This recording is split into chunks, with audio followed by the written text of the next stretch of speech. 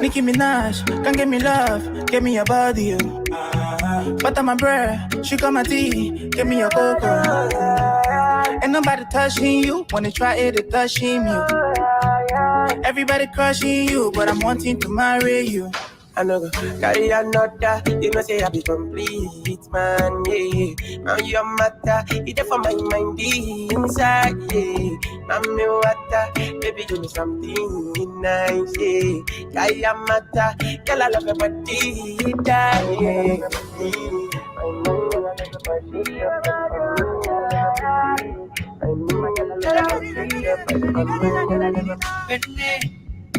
உனக்காகதான் நான் காத்திருந்தேன் நேரே உனக்காக உலகமே தாண்டி வருவேன் Tell me that the sunrise in the depths of your eyes பெண்ணே உன் கண்ணீரிலும் காதல் கண்டே Your love my love give me your love I'll never play Give me your love is the Jazino. Your love my love give me your love I'll never play with your heart Your love season me. Folks, do us a favor, share the video as you come on. Is once more Saturday night. Give you BBs. It's the round table. The man legend is about to be on here shortly, folks. As you're coming on, me, you're changing me mentally, visibly. My part tonight is just to start the show and get you all ready and hyped up for the rest of the platform. The conversation the man legend is going to be on tonight. Oh my child, this one's wild. This love is new. This one's loud. Folks, as you come on, do us a favor, share the video, invite somebody, tell somebody to come and be a part of the conversation. This is the round table on the Cross Africa Network. I'm your boy Lil for Julia. I'm semi-filling in for the man, the legend, who will be here shortly.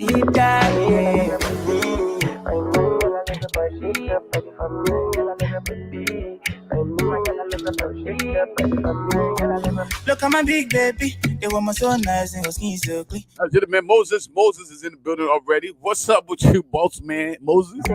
She saw me love with me. You had a fiery moment today on SKTV, boss man. All your points were literally laid across and dotted. All your I's were dots. Your T's were crossed. I'm gonna tell you. Hats off to you, brother, man. Give them just like they deserve to have. You, my queen, kiss you first thing in the morning. For me, baby, never treat you funny. Carry another, you know say I be complete, man. Now your matter, it's for my mind, be inside. I'm me water, baby, give me something nice. Carry a matter, girl I love your body, die. Carry another, you know say I be complete, man. Now your matter, it's for my mind. Those of you who can't drink liquor, go ahead and get yourself C-shot or get yourself weed. For those of you who can smoke the weed, like Moses, and other people, y'all keep smoking weed. And hey, I'm not saying that. That is not my recommendation, though. I'm just saying, continue smoking your weed, Moses. That's good for you. But those of you who don't smoke weed and do other drugs, don't follow Moses. Don't smoke weed. Don't do like he will, and just be a normal person. Be like other people. Keep normal. Drink water. Drink coffee. Drink tea. All of those things. Those are good for you. But if you want to follow Moses, that part is on you. I can't say what you need to do because Moses is a boss. He's the big boss. He's the man. He tells you how to do it and where, when, how, everything. So if he recommend that to you, follow his recommendation. I'm simply just saying, like Moses asked, for those of them who don't drink anything else, because often we don't have liquor on the round table. So unfortunately, we will not be able to accommodate such personality. So it's unfortunate that, we can't do that for him. But again, as we are talking here, let me kind of cue in I see the legend is already in here. Francis is already in studio. So I'm gonna stop off, and I think the theme song for this program. Let me see if I can cue it in real quick before we get started. You can't be testing the opportunity to serve, and then you be messing up. I ain't trying to get fired. I'm not gonna follow Moses and get fired here. Legend don't play. Legend gonna fire you in a heartbeat. If you don't do what he's supposed to do, he gonna fire you. That's the kind of government we need in Liberia. We need no UP government. First, don't get mad. No, I'm just my view. But anyway, I think you get smoking. let's take our team song, and then we'll get over to the man Legend, who will take us through the rest of the program tonight. They've been talking a lot of things about the Bob. Follow God, you must protect all the Bob. Follow in the Son, the Holy Spirit. Living up for God, tell the depart not give it. They've been talking a lot of things about the Bob, but I can't follow God, you must protect all the Bob. Go. God can bless me, let's say, like only my one he know. As long been ungrateful, yes, why I just wanna thank you. The thing what you do, and I ain't what to pay. I just drop on my knees and pray. Stories are plenty, I know what to say, and I know what to say. Clip our lead and I follow. Look at the thing you do for crowd low, and I even know my tomorrow. Oh, I just wanna pray. Skibidi Baba. Skibidi Can somebody help me pray? Skibidi Baba. Skibidi Baba. Get on your knees and pray. Skibidi Baba. Skibidi Baba. I just wanna pray. Oh, da da. I just wanna pray. I used to fornicate, smoke weed, and cough on. When it come to church, Ben, I used to go one time. But what kind of papaya soya? I don't deserve the things you do for me, oh, me, oh. So I just wanna thank you, oh, for your blessing, your mercy, your hella ball love, and your favor. I know how to thank you, oh. Too much of Tina, you did papaya. Too much of America, you wet papaya. The power there for me. Yeah, my homie wearing black, but now I'm followed by young, feeling losing his soul. So I just wanna pray. So I pointed you in my boom. And my story, they want more to be killing a June. I just wanna pray. Skibidi Baba. Skibidi Baba. Can somebody help me pray? Skibidi Baba. Skibidi Baba. Get on your knees and pray. Skibidi Baba. Skibidi Baba. I just wanna pray. Oh, da da da. I just wanna pray. Clipper, you know me more than I know myself. Like you the one the reason, yeah. CCP, oh, yeah. Yeah, me this, yeah. Like yeah, to shine. Like yeah, to go. That bear, bless you. They don't know that clip what I feel. The papa get right. They're gonna start in and I carry on. You give me shit, tell me red, I hold rim. So I'm counting my blessings one by one. One step in the day, I hold top. God blessing can full up. Yes, swallow you, I will run to.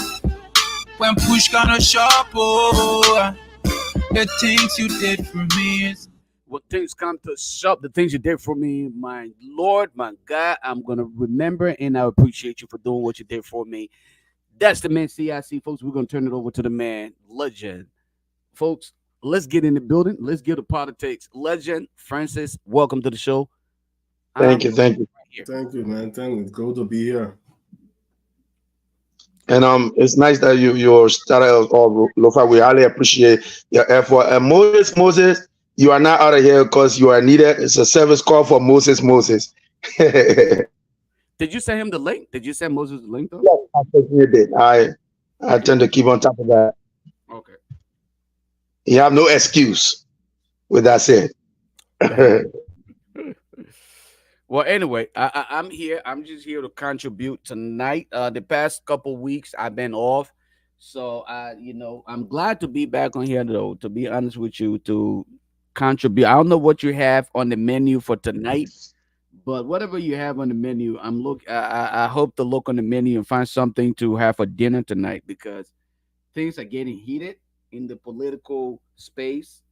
The political arena is full of gossip and a lot of factual information that we can use to our advantage to educate ourselves and our listening audience. But like I said, I'm following your lead, and we are here to be a part of the conversation. I would like to say a wholehearted welcome to you, my brother Francis Jabathe. It's always a pleasure when you join us because your contribution on the shows very, very important, and we wholeheartedly appreciate you always welcoming our invitation to join us, my brother. Man, anytime I have the opportunity to appear on the show and speak to the Liberian people, I mean, I appreciate that, so we are doing it. I'm busy, but I will always make time for anybody, have good intentions, for the country. So, and with that said, let's just get straight to it. We all see what is unfolding right now with the asset recovery team. You see the guys starting to resign because of misunderstanding with their boss, Mr. Toomey, and you being one of those who and myself supported this government. And I don't know, even people who did not support this government want this government to succeed, because when the government succeeds, we all succeed as a nation. Francis, looking at what is unfolding today, what is your say when it comes to the asset recovery team? We all know the notice started on. What will you have to say where they are today and what is unfolding on that whole end of the asset recovery? I mean, Elson, yeah, like you rightly put it, we all supported this team, and just for full disclosure, I'm not a member of any party in Liberia, but I was for the opposition. My goal was anybody but George Weah. So we happen to end up with the Unity Party versus George Weah in the second round. So yes, I supported the Unity Party, but I'm not a UPS. So just to put it out there, but yeah, it's not just as this the year unfold. It's not just the asset recovery team that have the problem. I think the entire structure, the entire governmental structure at this point need to. I mean, the good thing Liberia, which I don't like, our term is 6 years, and I just think that's way too long. But that's also good for the people also to, when a new president get in office, and even God forbid you drop the ball in the first year, you still got plenty of time to make up for that.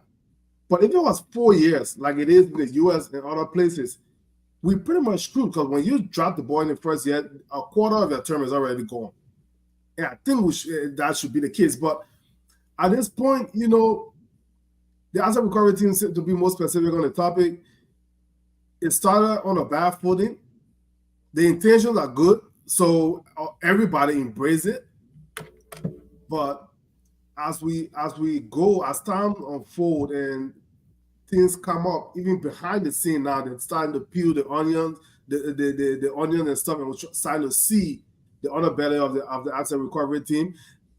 I then remember some critics in the past that we all got mad at for criticizing the team, but now it's coming back to say, "Oh, I told you so," and I hate to say, "Oh, they were right," but it is coming from the members of the team that are writing storybooks, resignation letter. Right. Like the Martin guy, and then Gongwa was also on Spoon Talk yesterday, talking, expressing dissatisfaction. So it is concerning. It is concerning. It is. Need to, bring his team back together and look at where the problem is, because we definitely need asset recovery. If they do it right, what we expect, millions, hundreds of millions of dollars can in property and money can be brought back to the economy. Right. To do it the right way and get the right professionals in place. No, I couldn't agree with you more. Lofa Julia Rice, Martin K. and Cully, you did not lash at corruption. Instead, you lashed at the fact that you didn't get your cut. He went straight for Martin Colley jugular, and Martin Colley replied, and they went back and forth. Here's the harsh reality. Those are all who supported this government. We can openly criticize, like Francis is doing, I have done in time past and continue to do. We can openly criticize this government, unlike the government of the past. That's something that we take full responsibility for, because we know we stand by moral rectitude, we stand by objectivity, we stand by being realistic, and that's who we are. Lofa, you came straight for Martin Cully. Are you certain that Martin Cully and the like of what's his name, Gongwe, they were just being critical because they were not receiving a fair share of corruption funds, or you think they are being outspoken because they want to be people who want to be known for the near future, looking at their future in politics in the country? Without any form of hesitation, I would tell you straight up front and upright that yes, the decision on the part of Martin Colley and that of Emmanuel was never about the fight for some level of transparency, okay, or good governance. It's unfortunate that a lot of the time, and permit me, if you will, please, to deviate a little bit. The fact that you brought up that post that I made in his response, that I feel like I should also bring that into the conversation. The fact that a lot of time the young people will feel that everyone should be as gullible as the rest of the other people who simply fall for these shenanigans, these political jargons, and the self-proclaimed sophistication based on the fluency in the Queen's language or whatever it is, without taking into consideration the nitty-gritty of the issue. The post made was not about my grammatical or spelling errors or anything. It was about a specific aspect of it. But you notice the young man deviated that. He ran for just the breadcrumbs, the crumbs of the actual issue to highlight so that he can actually divert attention from the reality. Let us not focus on that. The actual question here is this: did they make the decision based on some level of reality and honesty for some integrous reason? No, no. That decision was made because they did not get the fair share. They did not get the fair share of what they expected. Remember, when the asset recovery team was formed, they were actually promised to some extent that they will be given a certain percentage of any recovered or assets. Now, when people started to frown at them, they thought, okay, this is not going right. Then the amount, the budgeted amount for this entire process wasn't something that will actually cover all of the expectation. The leader in himself, whom Martin Colley and Emmanuel Gonkwe both knew from the get-go that he had some kind of stain on his character. They complained that Martin Colley man himself, at one point in time, he complained about this man corrupt practice. He wrote on Facebook about how corrupt this individual is. But yet and still, he submitted to working with and for this individual as a leader, doing or having to carry on the tax that he had to carry on. You know, the issue of assets recovery, it comes with some level of high integrity. You must come with clean hands. You knew this man was corrupt from the get-go. You accepted to work with him. And you want to come back and tell us, oh, you found out that he's corrupt? How in the world can a man who agreed to work with an armed robber tell us then that he found out that this man is an armed robber, so he no longer wants to work with him? You're lying. Lofa, playing devil's advocate, one may say, but one may say, hey, I'm not the one that picked the team. I'm just working with the team, and I realized this. Just playing devil advocate. What will you say? That's fine. That's fine. You were not in the position. You would not be in the position because you don't have the needed. I mean, what? Let's start with the prerequisites. You don't have the experience to serve in that capacity. But because of a man who believes in integrity, because of a man who believes in transparency, if you have a man with a tinted character, I would not submit to working with that individual. I would have resigned or probably rejected the offer to work with this individual because I know his character. And looking at Liberia, the country, the system that we're dealing with, I would have said to President Boakai, I'm sorry to say to you, I refuse. I reject the offer to work with this individual based on his past behavior and his character. I won't have accepted that offer to work with him. But Martin accepted the opportunity because he thought that there was gravy at the end of the tunnel. And when he realized this guy just continued to maintain what he believed in, now he wants to come to the public to play victim or play the advocacy, or no, he's not. He's not a victim. Your take, Francis, you agree with him? And if you don't, what is your take on that? I mean, I just got one pushback from him from his initial statement when he took the floor. Go for it, my brother. When I appear on platforms, I know that we have, especially now in Liberia, which is a good thing. It's a double-edged sword with the social media thing, but we're talking to a lot of people that are alive, and also people that will come after and watch the program.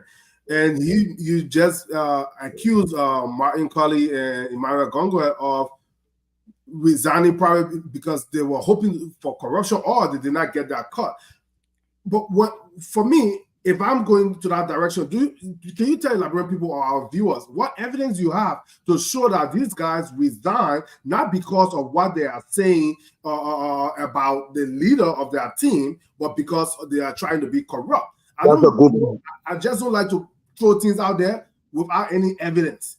And that's a valid point as far as providing evidence to the decision made on the part. But this is what I'm going to do, right? I'm going to give this to the accused, okay, to challenge my position on what is being stated. Because what I'm looking at here, there are a few things, all right? These are individuals who knew of this guy's character. They knew it, they accepted it, they decided to work with him. So I'm going to give them the benefit of the doubt, okay, to say to them, if you want to challenge my position on what is stated or the decision you made, then let us take it to the public. But what I'm telling you here is this. Why it is true that I am not telling you their decision was wrong, but I'm telling you it was not based on the ethical or moral value that one should bring to such prestigious position. Assets recovery, whether you're a member or you're at the highest rank in that position, you come with a lot that is expected of you.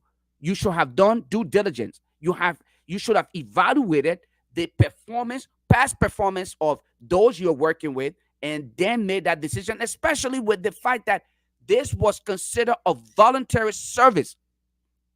Go and do your own research. This particular decision was considered much more of a voluntary service. You were volunteering your service without expectation that you will get paid. You didn't expect to get anything in return. So I think that based on that idea, they should have done their part. So if they challenge my position, then it's upon them, like they will often say, the Martin Colley and other people who often challenge and accuse other people of fraudulent behavior or being, to some extent, biased in their narrative. I challenge them to challenge my position. But Lofa, I think that's our legend. But I think you probably got a history with Martin Colley that I'm not aware of. Based on that's why I'm picking up here. But that's a bad precedent. I can't just come on and say, "Oh, Lofa stole my money from my pocket." But then Lofa challenged me first before I can show my evidence. So if Lofa doesn't come out to challenge me, even though he did not steal my $25 from my pocket, then everybody else would believe that Lofa stole my $25 for the simple fact that he's not coming out to challenge me. So, but if I'm accusing you of something, I say, okay, this is my evidence that Lofa stole my money. Then Lofa has to defend himself. But I think that's a bad precedent that we are setting, that the accused, in order to prove his or her innocence, have to challenge the accuser of whatever accusation they are putting out there. That's a bad precedent. That's not right, especially in our society. Well, especially in the Liberian community, that is a bad precedent. I think. Yeah, go ahead, Lofa. I think we're providing the opportunity to these individuals who claim to be integrity figures, okay, the iconic figures in our society that we all look forward to make the case. You asked a simple question. You said, what evidence do I have to substantiate my claim about their decision? And I'm saying to you that based on the information that I have gathered, all right, I will give them the opportunity to come out and either debunk the statement or my position on what is stated. about their decision to resign. In their resignation letter, you saw the resignation letter from Emmanuel Gonkwe. What was specifically stated as a reason to his resignation? I mean, I did not see his resignation. Oh, I thought it was a question. Good. Okay, so I can't hold you liable. So Martin's letter, but not Emmanuel. But I heard what he said. You saw Martin's letter. Now, I'm going to say this, Alofa, allow me to say this. At some point in time on the show, we're going to have Martin Colley. I had a conversation with him a fortnight ago, and he made me to understand that he would appear, and he's willing to appear on this show. So I'm looking forward to having Martin Colley. Martin Colley will have to come and counter most of what you were saying here. But having said that, I'm going to tie in something.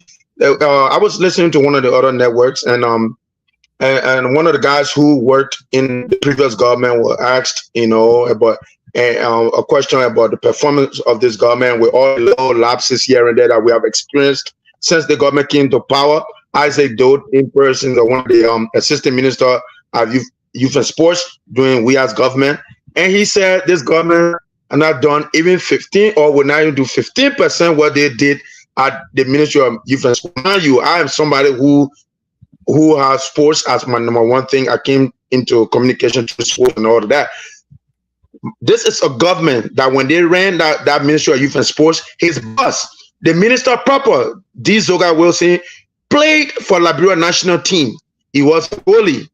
And when they left that office, one of the last press conferences I listened to, Zoga Wilson openly confessed that the funds intended for the youth at the Ministry of Youth and Sports, meaning our disadvantaged youth that we are trying to reintegrate into society and have them sober from drugs and what have you, the funds were misapplied by the government for something else.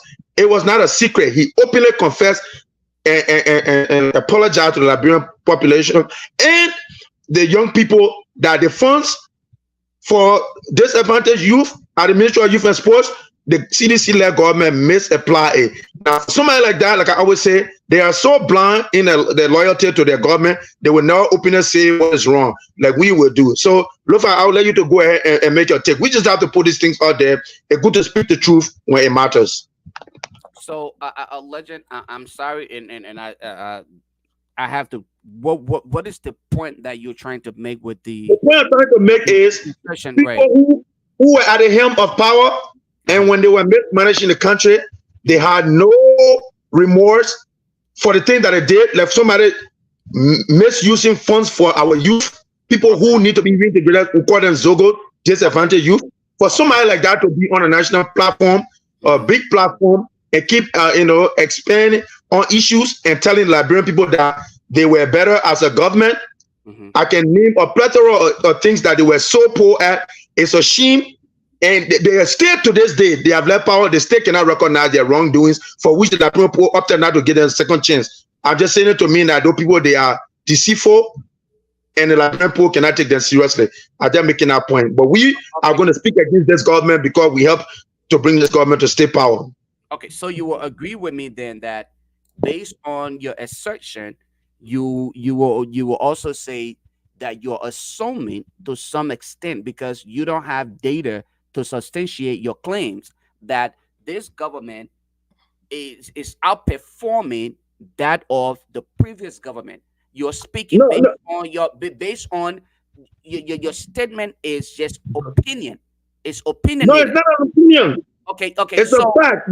The minister came and said it openly during a press conference that it was over 2 million of the youth funds that were misapplied to something totally different during that government, and he apologized, and it was a heated issue.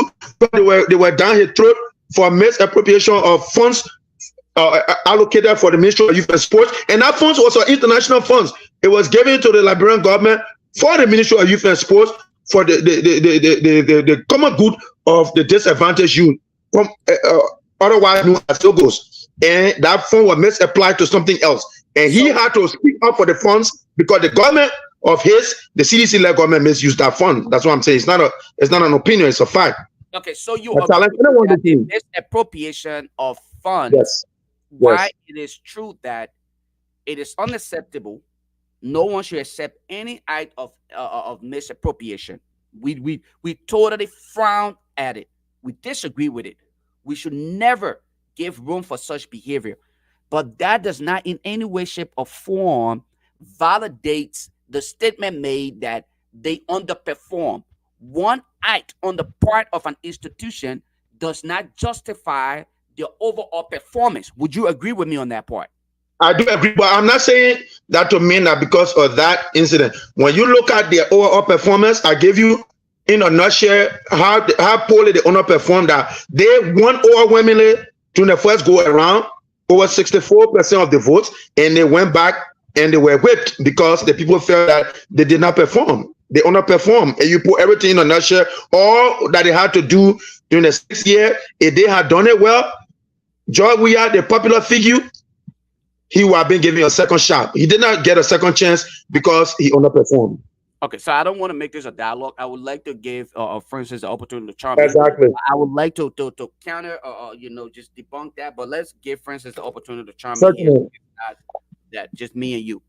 I mean, go ahead, you guys said a whole lot, but I would just like to touch on one thing that you guys touch on a little bit, but specifically to our audience, and especially people, the voting population in Liberia. Mm-hmm. One thing people don't pay attention to when it comes to how to view their leaders or government officials is misappropriation. Yep. People always look for corruption or thievery and stuff like that. Thievery and corruption, that's bad, but misappropriation is also terrible.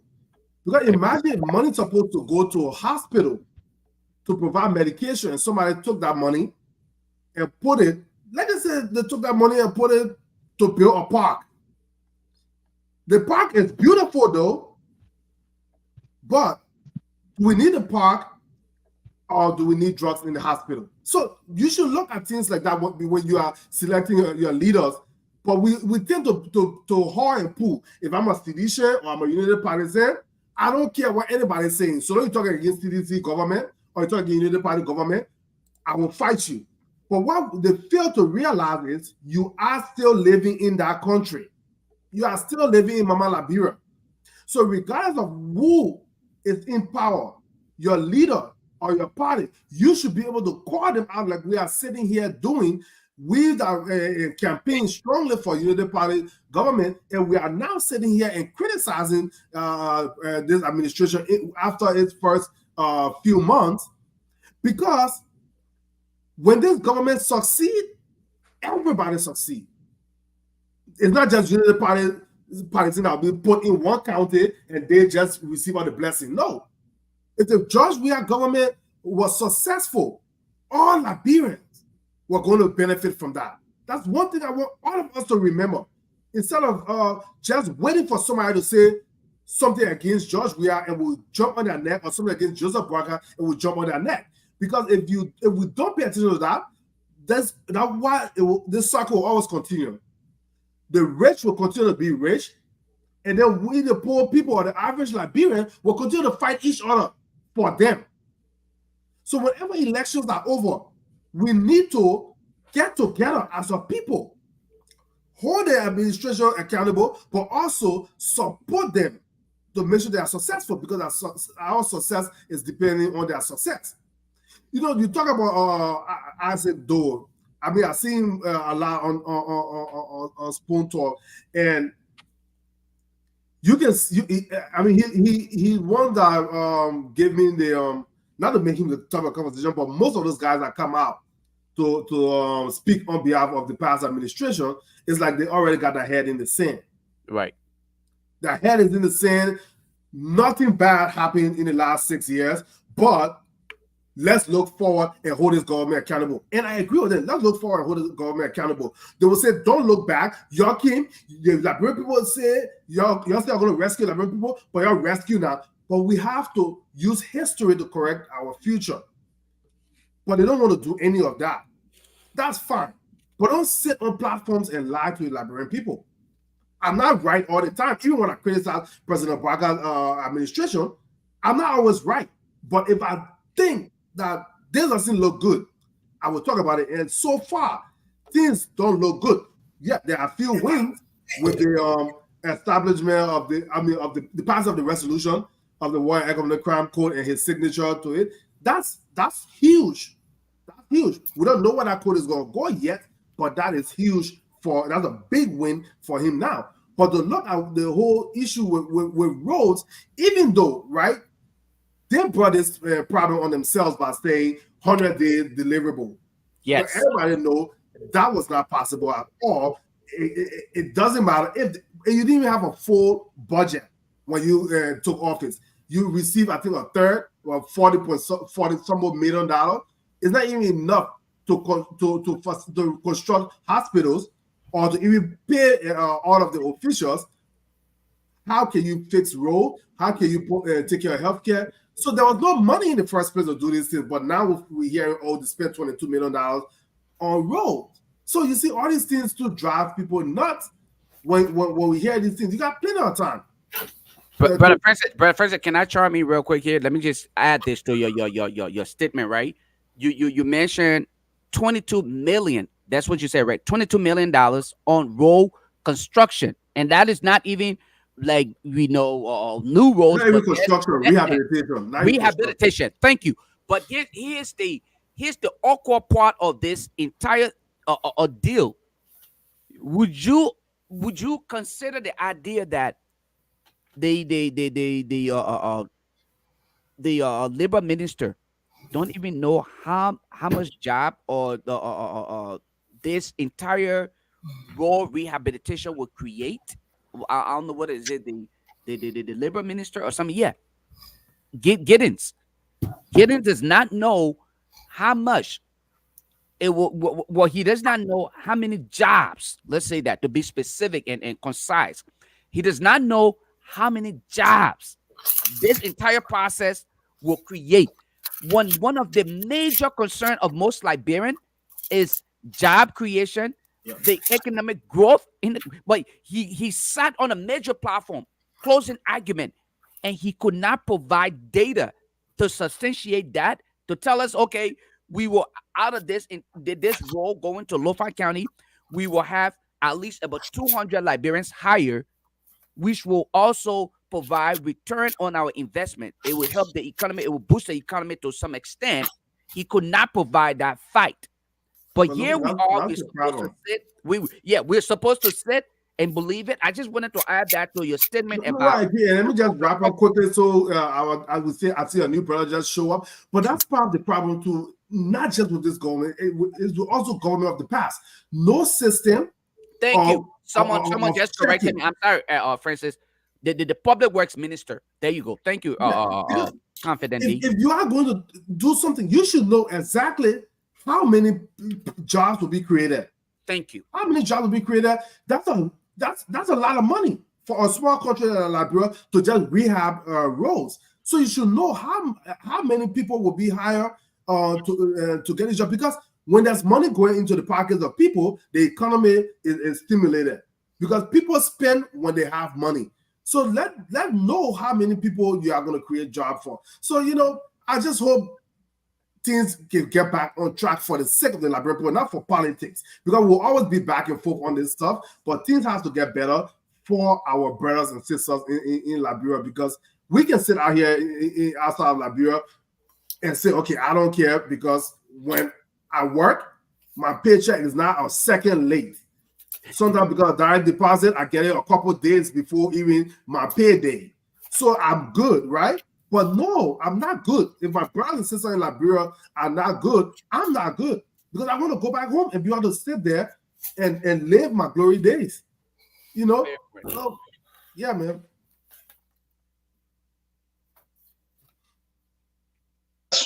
Let's wholeheartedly welcome our brother. Can you hear me? Lo-Fi, you're kind of muted, I believe. No, I'm not. Can you guys hear okay me? I can hear you clearly now. Welcome our brother Benjamin Jonah. Jonah, how are you, sir? I am not good, but I will make it good. Thank you. That's why we are here to discuss our Liberian issue. You listen to or discuss, holding people accountable for their doings. What is your own take to start? I didn't. I mean, a lot of what I saw you do, especially I want to call you out, was to make a comparison about someone who is lower in anything. So I don't know why you guys do it. The CDC government was not the smartest government ever. If we must agree upon that, why do you measure yourself down to CDC? I'm not measuring that choice. No. Anytime you measure yourself down to somebody who was not doing good, it tells you yourself you don't have the capacity to expand. And that's the reason why you are looking for the lower hanging fruit.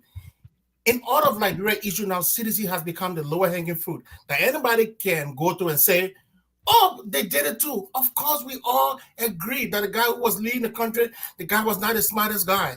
The administration was not the smartest. Why are you comparing yourself down to them? No, we're not comparing. We are just stating the facts. How will you? I think the election told every Liberian that CDC was not doing good. That's why they were removed. You don't need to tell any Liberian. The election did that for everybody. So you don't need to tell us why they did bad. We know. That's why we punish them. Tell us what you are doing. But because of the Bouakai administration incompetence and their inaptitude, because they can't do anything, that's why they keep looking behind. We should be looking forward and not behind. Like, why do we need to make people understand some of these simple things? Like, none of you. How many things have this old man said that he was going to do that he hasn't done any? Down to the inauguration money, the smallest things. He hasn't done it. Inauguration money, the AFL women, I don't know how to call them, NAFTA or what? All of those things. All he does was, y'all go and investigate. We have all of these investigations all pending. The same thing that Georgia was doing, we were all running all around here. Where are we as a people? This government is the worst thing ever to have come on the Liberian people. You know what? There's a reason why some of us could even try to even give the CDC government a little bit of a pass. It's because we all knew George Weah was not an administrator to begin with. But Bouakai, you proud yourself to be an administrator. I mean, the simplest thing, the mayor is electing two presidents to the same position. You don't even need to be an administrator to not know that.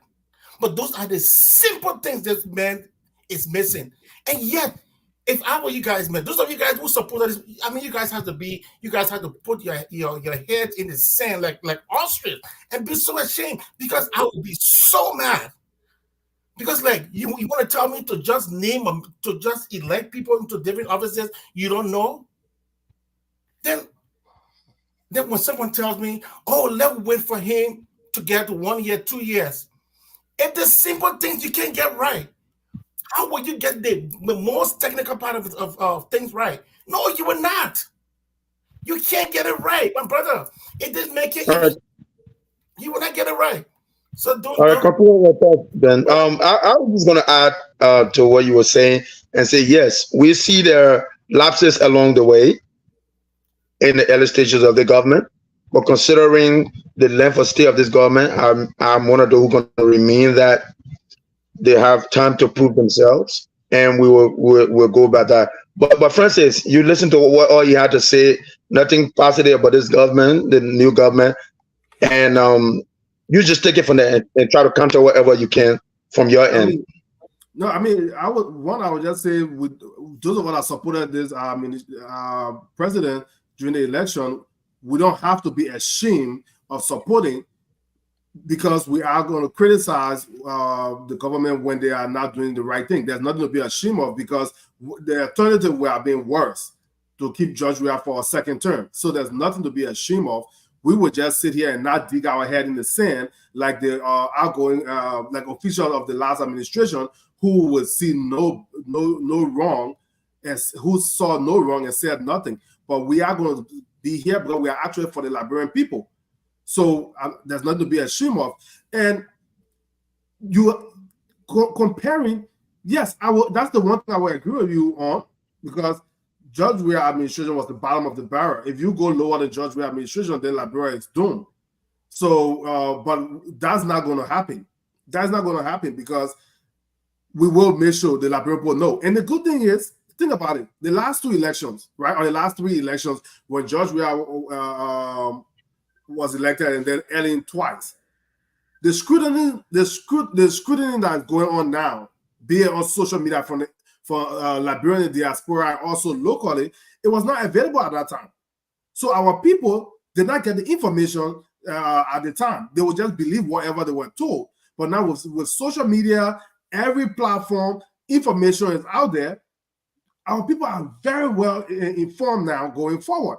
So that's a very good thing. So we are going to make sure they know what's going on with this administration, and we'll let them know what was done and not done in the past, but what needs to be done now. So there's no shame in admitting that we elected this government, but we will also make the Liberian people to understand that if they are not doing the right thing, we should kick them out.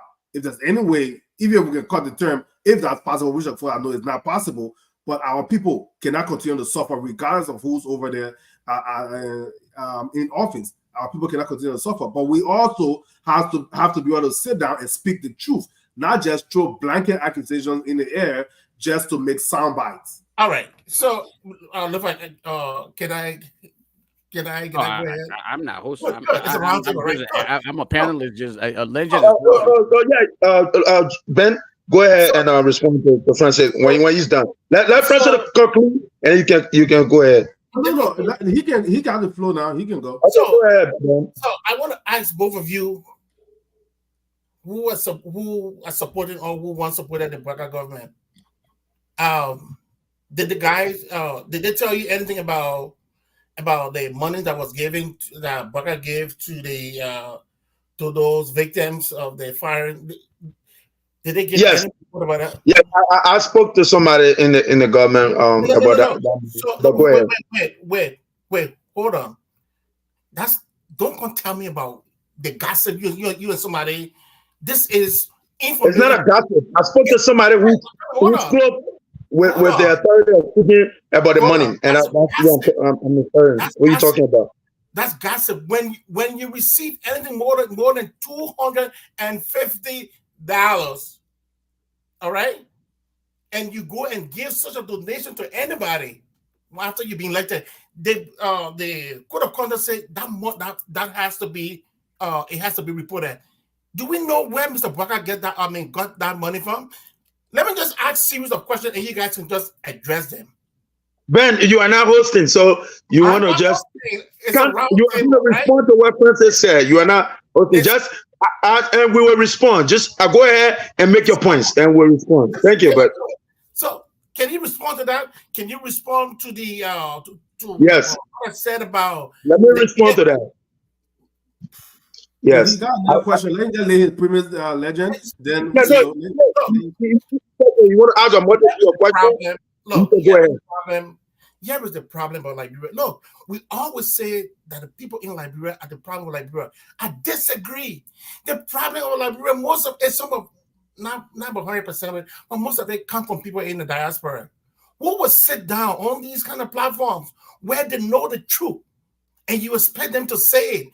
The same thing Seditious did. It is the same thing you people are doing. Not even if for any reason, even they are doing it even worse. The same thing. I mean, the same blindfolded arguments. I mean, like people refuse to even think as if they are not Liberian, for heaven's sake. You want to tell me that no? Do you believe that Mo Ali has 95,000? Do any of you believe that? Wait. So you see, this is part of the problem. You are part of the problem, Ben. Hold on. Wait. You just asked a question. Let me just give you a quick answer. You are part of the problem because when you just jump up and say, do any of you believe that Mo Ali has 95,000? Yes. Hold on first. Yes. Was Mo Ali just sitting around in Liberia doing nothing for the last 18 years? Yes. Oh, so you have a fact. You have evidence. You knew him every single day of his life. Oh, you know what? Do you know why I gave you that bit and thank God you took it? You know what? Because I knew you'll be people because they like to take these kind of simple bits. Just to be correct, I'm not a unity politician. Okay, all right. Administration, but go ahead. Thank you. Let me tell you something. The same and I'll call them all of the UP people that when we were talking about George Weah didn't have money, they joined us. They said George Weah was broke. So you want to tell me a guy who was a millionaire, the guy who had millions, who worked for millions, you challenge his amount of money he had, but you want me to believe Mo Ali, who was running around here looking for cash out and same way begging people. You wouldn't believe that he has 95,000. Look at that kind of narrative you want us to believe. Oh, so you want for sedition because it is the same lie that sedition took. Sedition said George Weah had X amount of money. Now today you believe it that Mo Ali had 95,000. You believe it, but you don't want for sedition to believe that George Weah had the money he had, right? So tell me how George Weah didn't have the money that he said he had. Convince me. For one, George Weah was there's court document in the U.S. that he couldn't even pay child support. Okay. So if you no, stop right there. Stop. I'll let you go. Let a brother speak and you will come on a tangent with a paper lane. President, go ahead. Just one example I give this court document that George Weah say he couldn't afford to make his monthly child support. And that's not true. That's a lie. That's a lie. Hold on, Ben. You will let him to speak and you will counter. Ben, hold on. Ben, hold on. Let the brother provide his facts and you will counter. Ben, no, you have been disruptive, Ben. You have been disruptive. No. Ben, allow decorum. Listen. Ben. Yes, but let him speak and you'll be afforded the opportunity. We are not many. Let him speak and you'll counter. Thank you. Go ahead, President. Thank you. No. Let him lay his thoughts and we'll allow you to speak and you'll counter as long as you want to. But while he's in flight or not, that's been disruptive. No. Ben, hold on. Ben, let the brother lay his thoughts and you will counter. At this point, I think you're being disruptive, though. Let the man land. You can chime in. Let the man land. So you can chime in. We're not many, Ben. We're not many. I ran for the UP guys today. You come on here with your frustrated because you got less than 1% in the election. Oh, you see. No. Instead of progressing, you're retrogressing. From 5% in the last election, you dropped to 1%. I'm clearly telling you, we don't want you here. But you want to come around and throw accusation in the air, anything that stick. That's what you're just doing. You're throwing spaghetti on the wall, anything that stick that your argument. So you want to say, you as somebody who claiming to be objective, you now want to come and say, oh, Muhammad Ali doesn't have $95,000 without any evidence. You say he really want cash out, but y'all say, oh, CDC people, y'all say George Weah did not have money. So why can't we say the same thing to about Muhammad Ali? First of all, to show that you just trying to throw things up. Nobody's even defending Muhammad Ali after that he published. But if you have a problem, then go and find evidence. I will tell you. I asked a question. I said, do you believe it? But I did. What I said to you was, is 95,000 a lot of money? No.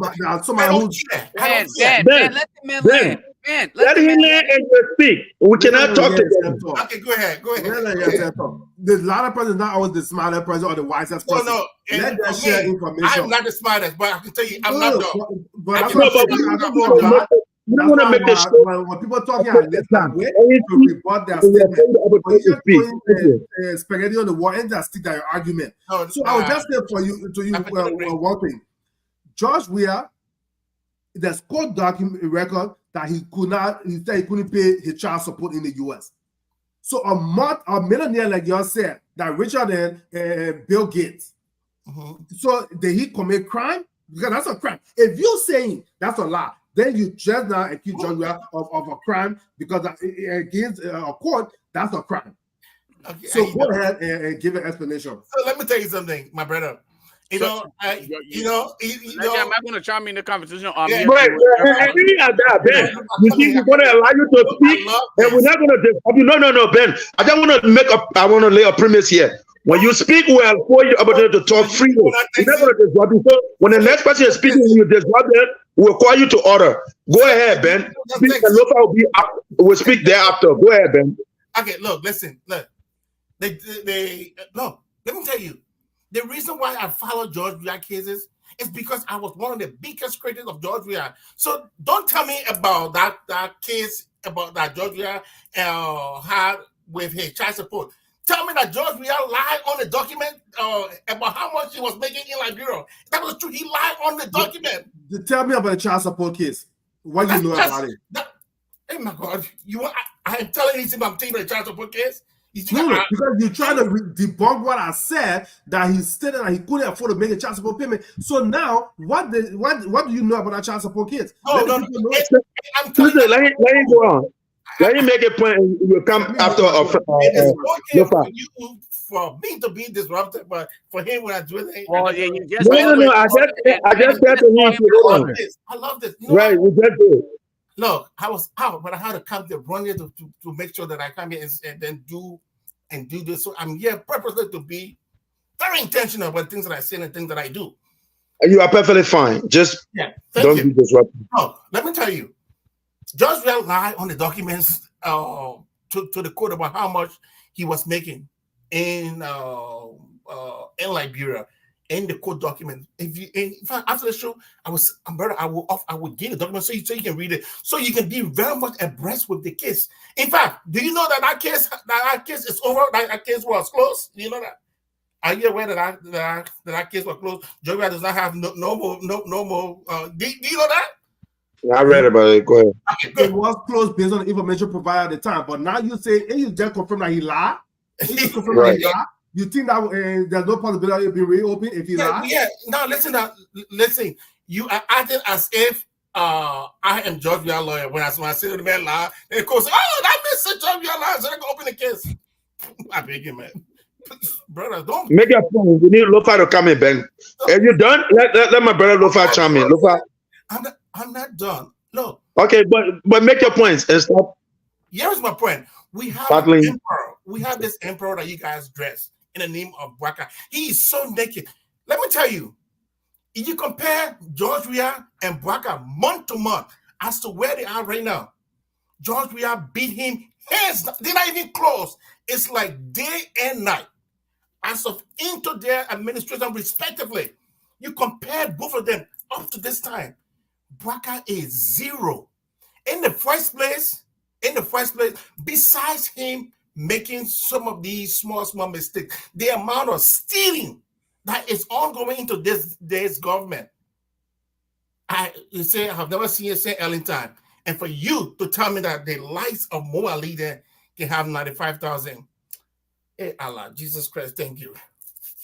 I will leave my kids there for now. Wait for you, my brother Lofa.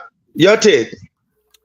So I want to go back to and I'm liking the back and forth here. Again, it bring a little bit of spice to the conversation. I like this. I like to be a part of such conversation because again, it gave me, I think, the opportunity to learn. Remember, we don't come to these conversations with the belief that we know it all. So we hope to come to these conversations to learn.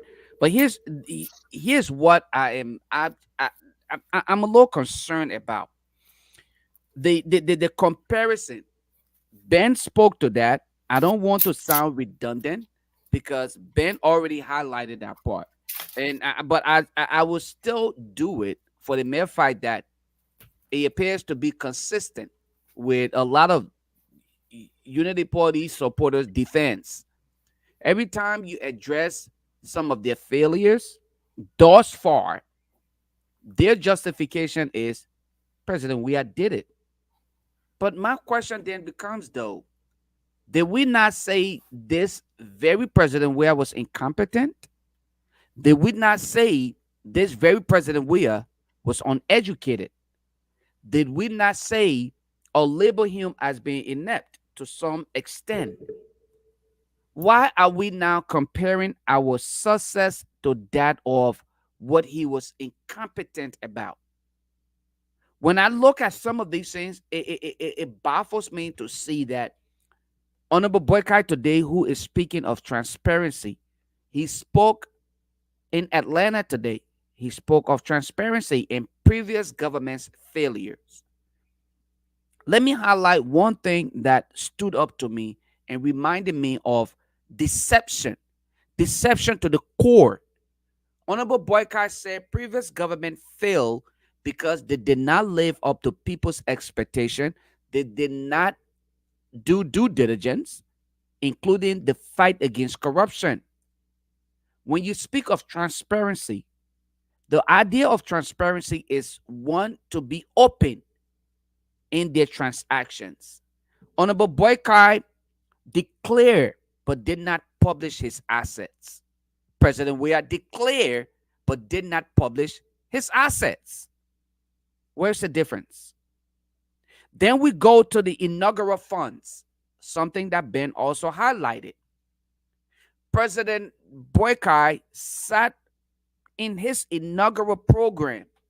He saw that it was mismanaged for an individual who's coming with the idea of transparency to sit there and watch that the inaugural fund, the first program of your presidency, the program that brings you to the light and introduce you to the international community, our neighbors, and say, this is our president. This is the man who's going to spearhead the affairs of the state. The funds were mismanaged and the program was poor. And nothing was done about that. Today, as we speak, Honorable Boykai listed on his team, his entourage, those who came with him to the United States, is not what we know today of individuals who are currently in the States. In short, and to be concise, the people Honorable Boykai put on his list to come to the States, they're not the amount of people who are actually here. He lied, or his team lied to Liberians, because there are names of people who were not listed as member of the team to come to the United States. All of these things, are we not concerned to say for the government that's supposed to be bringing transformation in her first 100 days to be exhibiting these kind of behaviors? Are we not concerned? Are we not supposed to be outraged about these kind of behaviors and upset to say, no, these are similar things that President Weah did and we should be holding them accountable? Are we not upset that people in government today, like our legislature and other places, they are still earning more than you can imagine? Some of them are still on, according to, again, it's an estimate, $10,000 in a country where our people live in abject poverty. Okay? Are we not concerned about these things? Then President Boykai promised that he will be the face of change and transformation. Should we not highlight these kind of things? Should these things not be at the very top of our discussion as compared the nitty-gritty thing, the thing about Mo Ali and his lies about his wealth? I'm really not concerned about that, because you and I know Mo Ali is lying when he claimed $95,000 on his assets declaration. Not a man who probably didn't work for the past 6 years, who was actually begging for handouts, will come here and tell me you got $95,000, unless you're telling me the Cash App or Zelle were used to actually, get you to that extent. But I know that is not true. So should we not be concerned? I stop at that, sir. So let me counter two things. I hope Ben is following, his camera is off. Let me counter two things Ben said. He said, when we are judging where this government is right now versus where the CDC government was seated by this time of their tenure, he would rate the CDC's government way above this government, I beg to differ.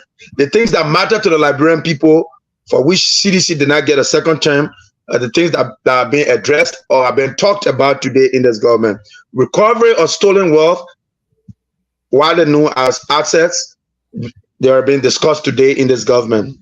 I remember very well during one of George Weah's last visits overseas, when he was speaking to some journalists at the Rabat International Airport, they clearly asked him, Mr. President, will you be welcoming War Crimes Court? He deflected and said, if the Liberian people wants War Crimes Court, you give it to them. And today we all saw what happened. His tenure ended and it was not discussed. Today, in this government, it has been discussed in less than a year.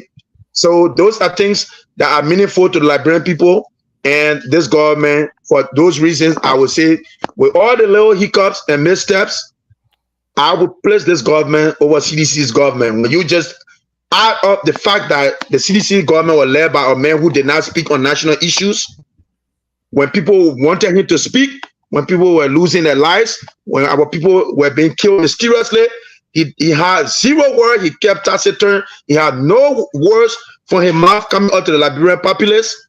He cannot be placed or in a government. If I were to rate George Weah government, it would be rated extremely poor, a very poorly ran government, led by people who were educated to some extent, but they did not have the country at heart. The likes of Samuel Tweed and other guys in the CDC government, they were not well-meaning. If they were well-meaning, knowing George Weah's limitation, the government would have done well. In less than a year, George Weah had already erected himself a brand new house. He broke a house down and refurbished it. In less than a year, he had built several mansions in Pinsville for himself. Those things that he did not do when he was senator, and neither did he do when he was a world best player earning millions. So George Weah government can never be better than any other government. But let's get forward and make some progress. I think it is only fair. Can I just try me here something you mentioned, President Weah's reconstruction of his homes, right? What about President Boykai's farm that is now glamorous? The money he invested in his farm. Have you been recently in President Boykai's farm? Should that also be taken into consideration? It should be taken into consideration. Okay, that's why we say when we speak of it, I will allow him and you, Lofa, you can counter that. You guys can counter that. I will just make my point and then I'll leave it up to you guys to counter. So having said that, I will differ with anybody who thinks George Weah should have been considered over this government versus this government. And if ANC people, for some reason, Mr. Cummings, who I foresee to be the next president, if he elected to abstain from the process in the second round, honorable of him, I respect that a whole lot. But his partisans, a larger portion of them elected to go with CDC, for which reason, even some of his officials, they went with CDC. So it is understandable that they will say, oh, we would rather have CDC second term than this government. Francis, your take, and then we'll go to Ben, then and Lofa will take it thereafter. Francis. Yeah, first, it's not a fair comparison to compare an entire 6-year term with let's say 5 months of. Can I? No, let me inject. Let me inject. No, don't do that. Don't do that. Nobody interrupted you. Let a man land. Don't do that. You had your chance. You can't compare an entire 6-year term or term of a president with 4 months. I'm saying that's not fair to George Weah either, and it's not fair to both presidents because George Weah has 6 years. President Boyka you can't spend accomplish or to even mess up in 4 months the way George Weah did. But our brother Ben mentioned something in his previous comment that this time period, George Weah was better than his time was better than President Boyka. We just fully agree with him, and that's not breaking news. And the reason it's not breaking news is because no. The reason it's not breaking news is because the economy that George Weah inherited from President Sirleaf is not the same or even close to what President Boyka inherited from him.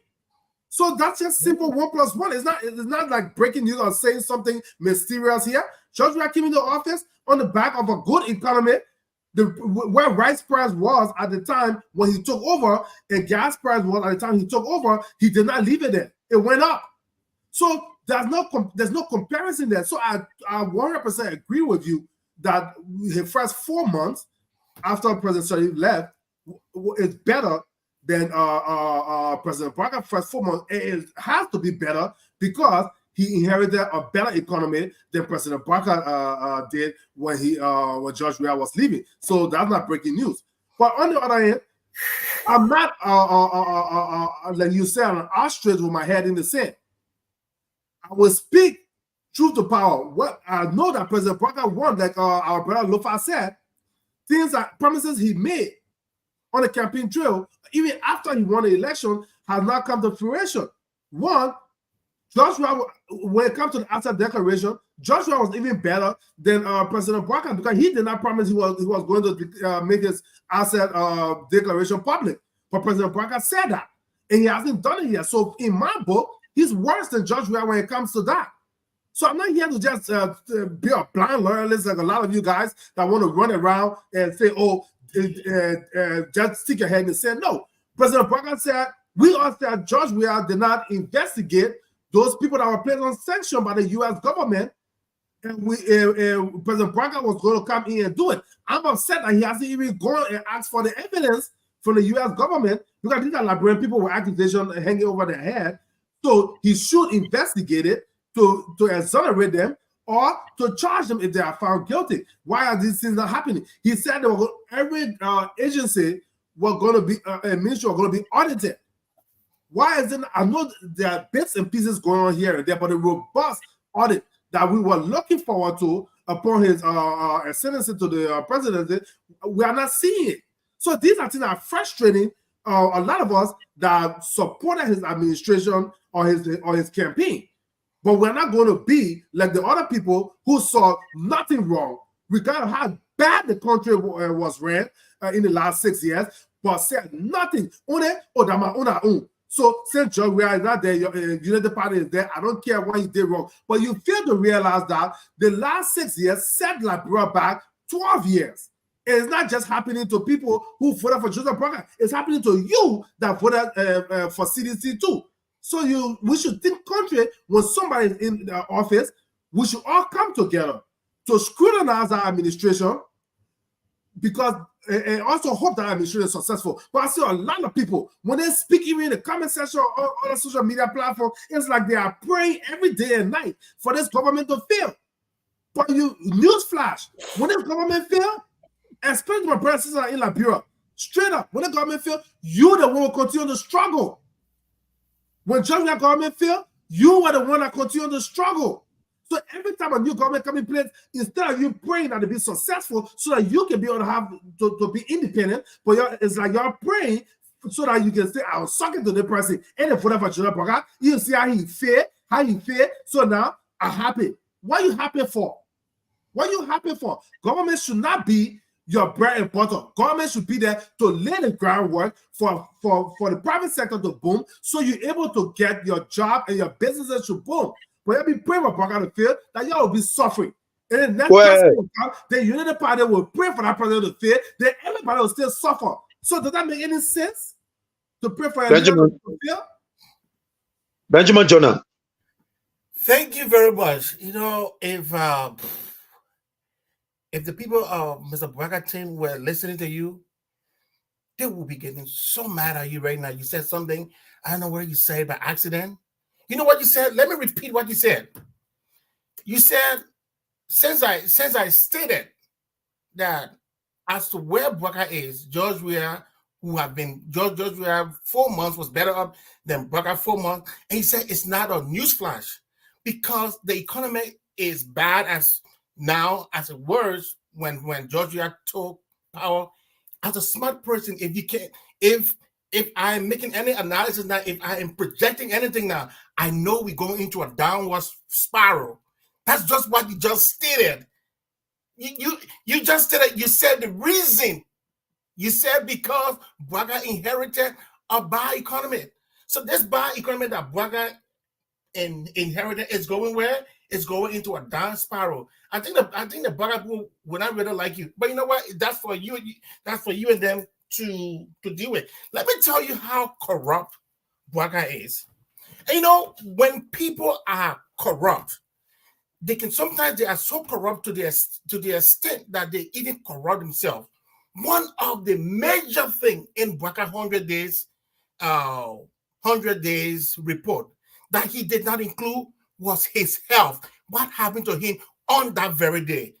You want to tell me this man hate himself so much that he could not report to the Liberian people about what happened to him and what are the measures that will be put in place that those things will not be repeated? He could not report to the Liberian people about that. This is how, this is the level of dislike this man has for himself, his own health. He could not even report to the Liberian people about that. That, my brother, if you don't care for yourself, who will you care for? Here was the man we asked you for a report. We said, tell us what you have done in 100 days. Instead, you know what he was telling us? He was telling us what he will do. As if there's nobody on the team that understands English, because we were not asking you about your projections. We were asking about things that you have done in 100 days. Go and read the report. It's so disgraceful for people not to know what you did and what you will do. Those are two distinct things that anybody should be able to understand. The man started telling us for agriculture. The man said they got land in Nimba, Bond County, and one other county, and those lands will be able to reduce rice price by 70%. That Jesus Christ talking? I mean, this man did agriculture. I didn't even do agriculture, but common sense would tell me that the woman was speaking completely nonsense to say that because you allocated land, it will reduce rice prices in Liberia by 70%. Are you kidding me? And you guys read that thing and you guys not angry? When it came to healthcare, do you know what he said about healthcare? Besides the medication that he said that was sent over to all of the various hospitals in Liberia, which of course we know that was a lie. He said they had earmarked another clinics. There was this land somewhere for some kind of a psychiatric clinic. My brother, what you telling us you will do is not what you did in your 100 days. So okay, let's give him the benefit of the doubt. So in your 100 days, all you are doing for healthcare is to allocate lands, and for agriculture you just get land. That's it. That's what you did. Are you serious? And let me tell you how misguided these people are. This man is from the Liberal Party. That's why one thing I know, Liberian political parties, they are so disjointed. They don't have one ideology. Because if you are from Unity Party, you will be following the things that he and Ellen put in place. Because they are from the same political party, they should have the same ideology. It's just that the way how they would do it might have a little bit of a different. 10 seconds to conclude. They have there was this hospital that Ellen started, that George Weah, the Redemption Hospital. Why did he make the hospital is not completed yet? Though he said nothing about it, but you know what he wanted to do is to allocate other lands. It's not about how many holes you put in the ground, but we know Bwaga is incompetent, and he's the worst thing that ever happened in the lives of Liberian, and Liberian will regret ever having him as anything because he doesn't worth anything.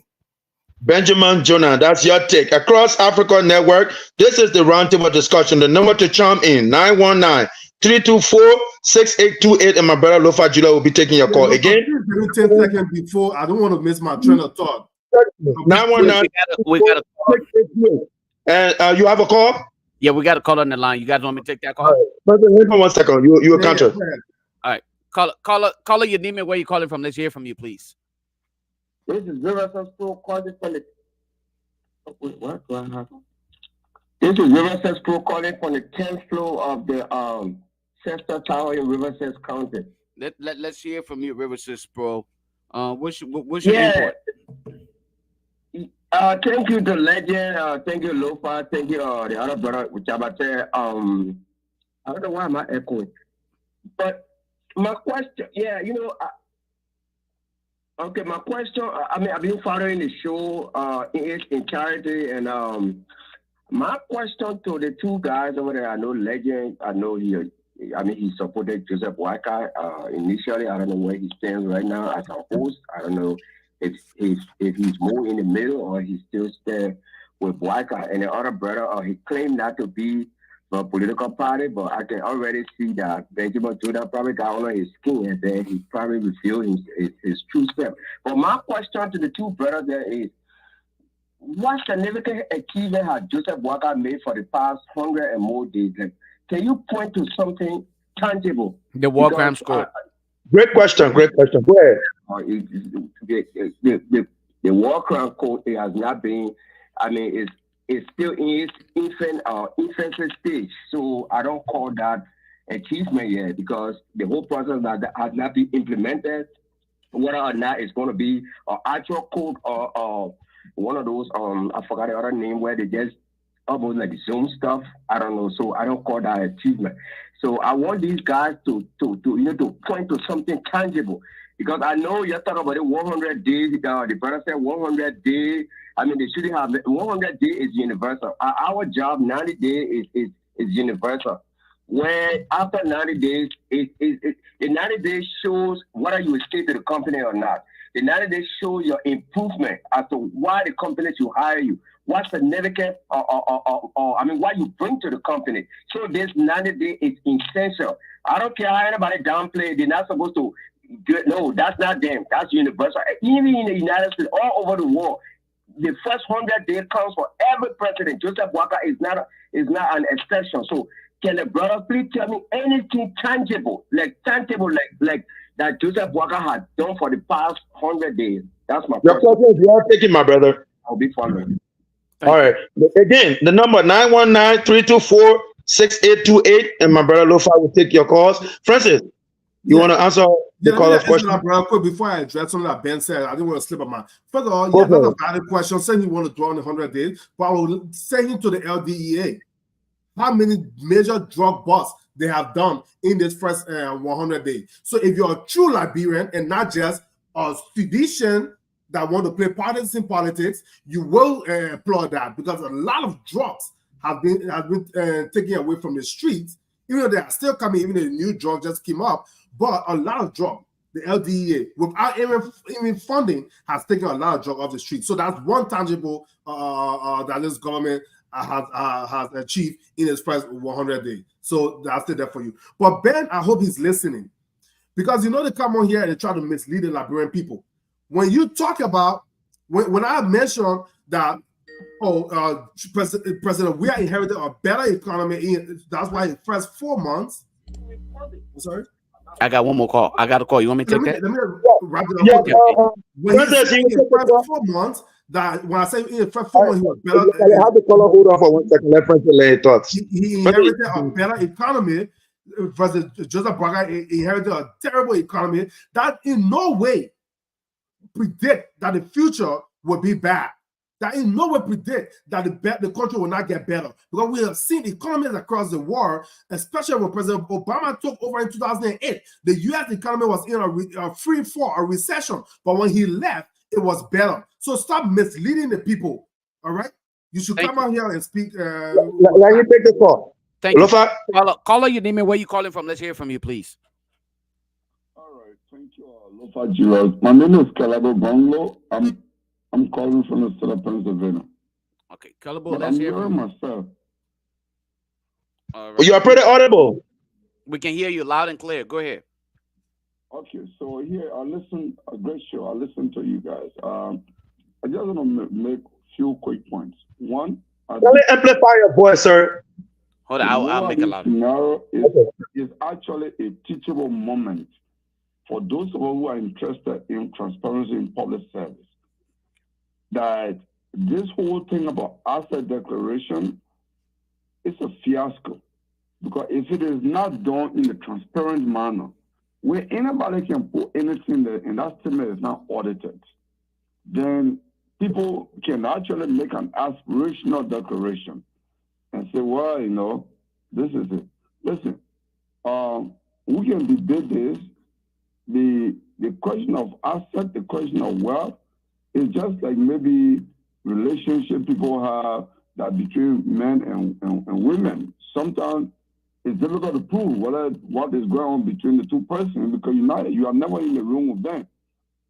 Morally, it is well established that in fact, you were sharing room with one Patrick Bayo. They were even sharing room. I mean, at some point, there are pieces of hearsay from CDC officials like Eugene Lambe or Natana Magee and others who were helping Mo Ali with his rent. These are all well speculated in public domain that you never debunk. Okay, to just come to office and say he has $95,000. You know, I wish it would be audited to establish because if he hasn't died, you know, I mean, there will be a trend, there will be a track. Even if it is a property, people will evaluate whether the property was $95,000. Okay, but that's not the case with the asset declaration process. The other thing I want to point out is it's a good thing that President Bouaka, agree on the World Crown Code, World Economic Crown Code thing. It's a good thing. But I think there are 2 million missteps in the first 100 days that they impressed me about his experience and the experience of the UP. UP was in power for 12 years. The nomination and appointment process was very chaotic. You know, I mean, very chaotic. I don't need to go on to enumerate the different instances where the nominator, different people in one position nominated and withdraw people. For example, President Bouaka is quite experienced and knowledgeable. He's appointing like Inspector General of the Ministry of Labor. I worked at the Ministry of Labor before. That position is a civil servant position. That's the Minister of Labor that does transfer people. You know, like Inspector General of Commerce, because Georgia appointed Inspector General of Commerce, he appointed somebody there. I mean, you follow Georgia who everybody say, well, hey, illiterate. This guy he had cavalier behavior. But you follow his man first. When we argue this, it's always Georgia did it. So that is so sickening that when we argue UP supported defenses, and Georgia appointed the Commerce Inspector General. Georgia didn't spend Labor Inspector General about President Bouaka Day. You know, so he's appointing people in positions that are not presidential authority because the Constitution is very clear. The list of positions that the president will appoint people to. Because when you appoint people, in most instances, except certain positions you not go for confirmation. But you appoint Commerce Inspector General, we expect him to go for confirmation. You expect Labor Inspector General, we expect him to go for confirmation here. So these are sickening mistakes to come from a party of 12 years experience in government and 42 years experience in government president. I mean, we can go on listing. For example, lack of transparency, you guys have enumerated that well. We needed to detach ourselves strictly from the CDC government. That, hey, President Bouaka, you declare your asset, make it public. That's the mark of transparency. If President Bouaka had done that, all the other people who declare will have made it public. So far, to this point in the executive, one person has made his asset declaration public. That's Dr. Emmanuel Yakwago of the EPA. But all the other people don't want to make the president shame, so they've never made their own public from the executive. In the legislature, a couple of them have made it public, because, I mean, I'm not sure you speak of nothing, Kofa made it public, but Musa Belito took the lead, and then people started to follow suit. Few people, 9 minutes, very few. So that is good show, but if we start to enumerate the pitfalls of President Bouaka so far, I think the 100 day will not look good. Thank Thank you, Mr. Gongo. Incredible Gonglo. So it was my time now to. No, Ben. It was my time. Lofa, I'm responding to you. Right. I want to respond to you as well. Well, Yeah, so Ben, so what do you think my position here? To just be watching? right. I must Lofa, right, Lofa, you go ahead and speak, and then we'll allow Francis, then Ben will come after. What? Legend. No, Ben. right, Ben, and then Francis. Right, he ran away. But okay, so let me start from where Mr. Gonglo just spoke of the issue of assets declaration. And a lot of you who probably follow me on the social media, I have literally come across to be very redundant. And some people have started to say to me, you're becoming very annoying with this whole asset declaration thing. But there's a reason for that, because it is important that these things are highlighted. President Boykai, who was expected to play the role model role here, did not. So everyone else is following suit. I listened to my brother Francis mention drug bust. Hey man, Francis, you live in one of the most advanced societies in the world. You will agree with me that the mere drug bust or arrest of drugs plays no role in the fight against drugs to the highest extent. It is at a very minimum when it is being considered, because the actual effect of drugs on our society is not whether you confiscate the drugs, because those who are actually importing the drugs knows how to actually again manufacture the drugs. But what program do you have instituted that will help the actual victims? The victims, not the perpetrator. The perpetrator are the ones who are bringing in the drugs. But the victims, those are the people who are actually consuming the drugs. What programs do we currently have put in place to help us against all of the deadly drugs, the kush, the zombie? As of now, you cannot point to one program instituted by this government to help the fight against drugs or drugs abuse. You can't point to that. You can have thousands of LDA officers out there confiscating drugs, burning them.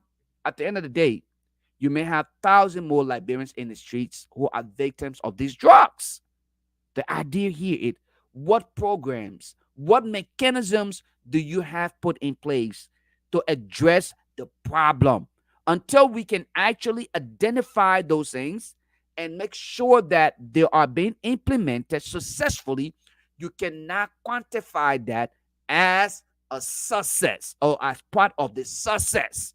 So when Ben asked a question as to what have this government done over 100 years as part of their success story, and you mentioned drug bust, I think it only put them in the hole further as compared to justifying or defending them going forward. And then I also have here asset declaration or recovery. Again, this in itself proves the incompetence of Honorable Boykai. Honorable Boykai, a man who served in government for over 40 years, okay, should come with the knowledge and understanding of these very basic things. To have done what he did, it proved to me that Honorable Boykai lacked anything that a true leader or president will bring to the table. I think that he would have actually done due diligence to have just thought it through the process before even making sure that these individuals are put into place. And the guy that he put ahead of the entire process is being accused of corruption. How can you tell an armed robber to go and arrest another armed robber? How does that work? You know what? As of now, I'm enjoying the conversation back and forth with Ben and Francis. So I'll just stop here for now. until we feel there's Let's- a need for me to go. Let's hear you, Benjamin Jonah. You are muted. Unmute. Thank you for muting. Yeah, thank you. For me, I have Right. the facts. I have the facts, so I will bring them. You know what I just did to your government? Look, I will tell you, I was one guy. I feel so sad that you put me in a position that I have to defend the CDC government. That's something I can't even fathom. But I would do it because it was Liberia right, and that's something that I've done all my life to Go for it.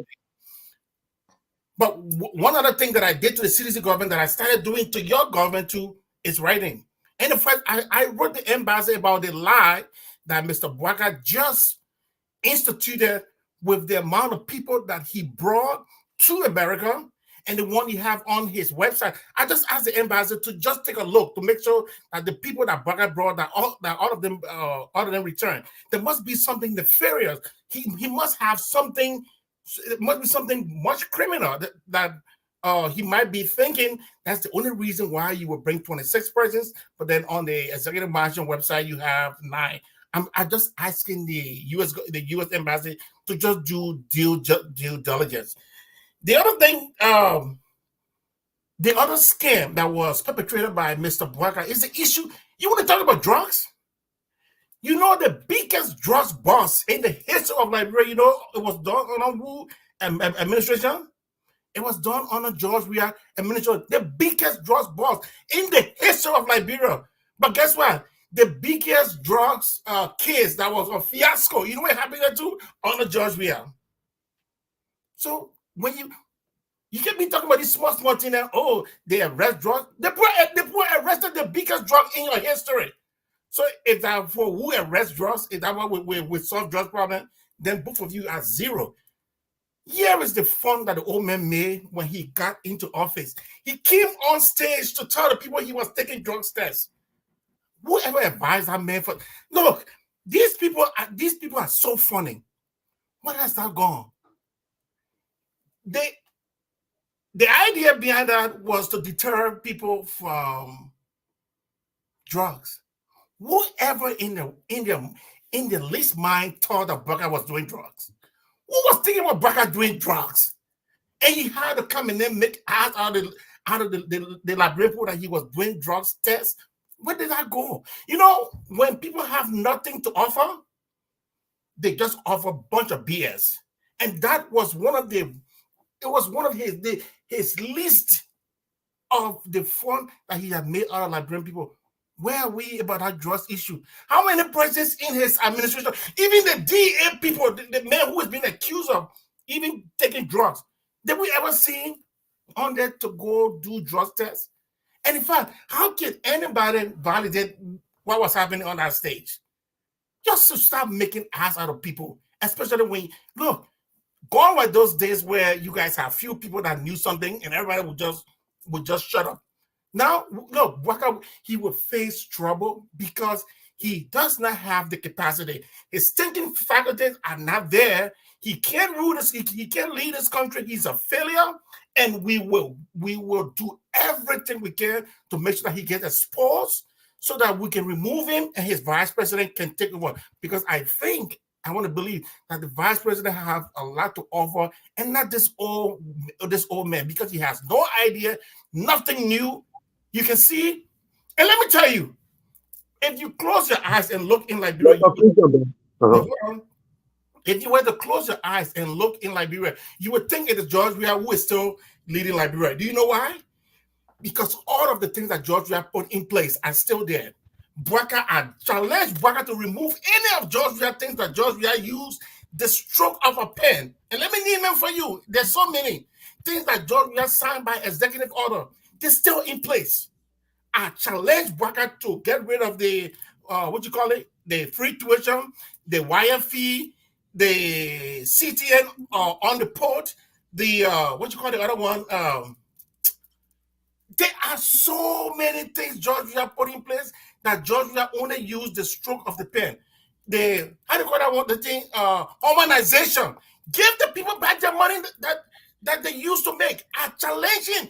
You know why he cannot use a single stroke of a pen to undo all those crazy things George Weah did? You know why he can do that? Because he does not have no idea to replace those things that George Weah put in place. Those things, for most good presidents, in 100 days is when they undo all of those things that were done by the predecessor, especially if it was not done through legislature that where the man used to. The words and the voice of Benjamin Jonah. You spoke uninterrupted and we allowed Francis to count up. But before Francis do come in to give his words, I would just say this. It was George Weah's government that will Liberia drop 100 million, I repeat, 100 million drug case that could have given our country a reason.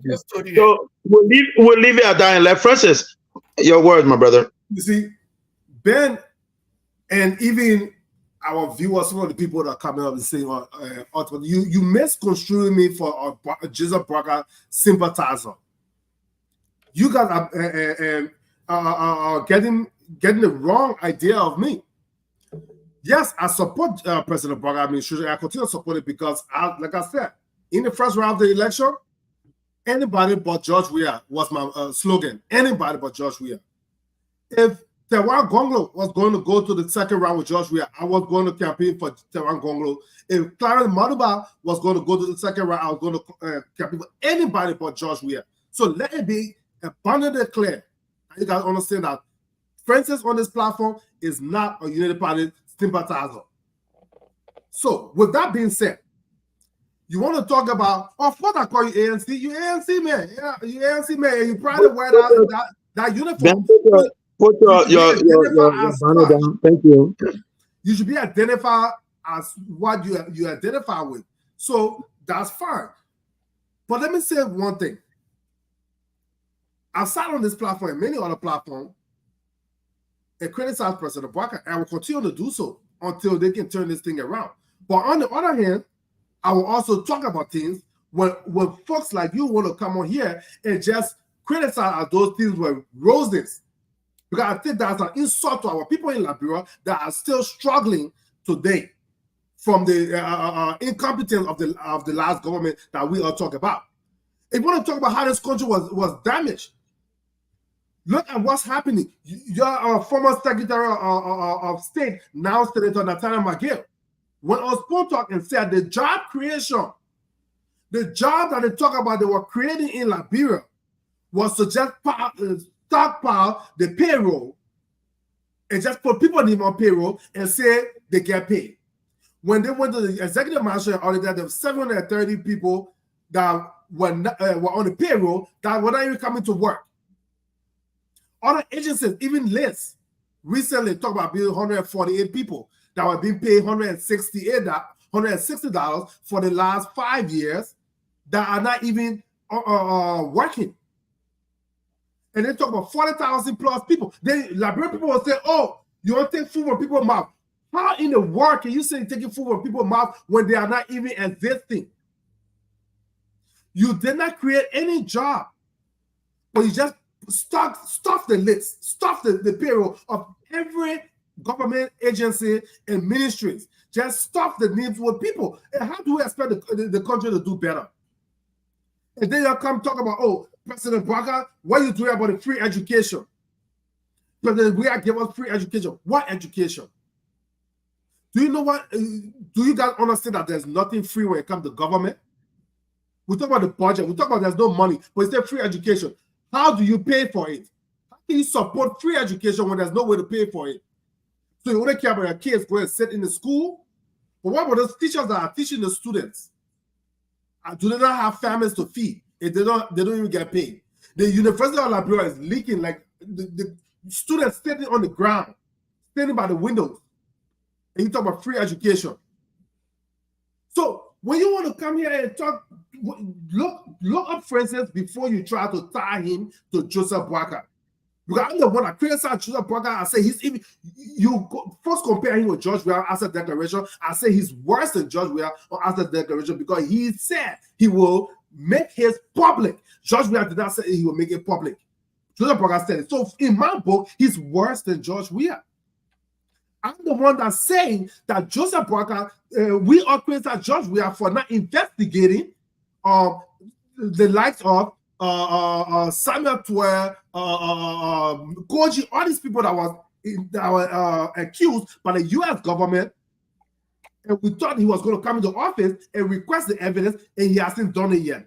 I said it, and I'm saying it. That is bad. The voice of Francis Dabako.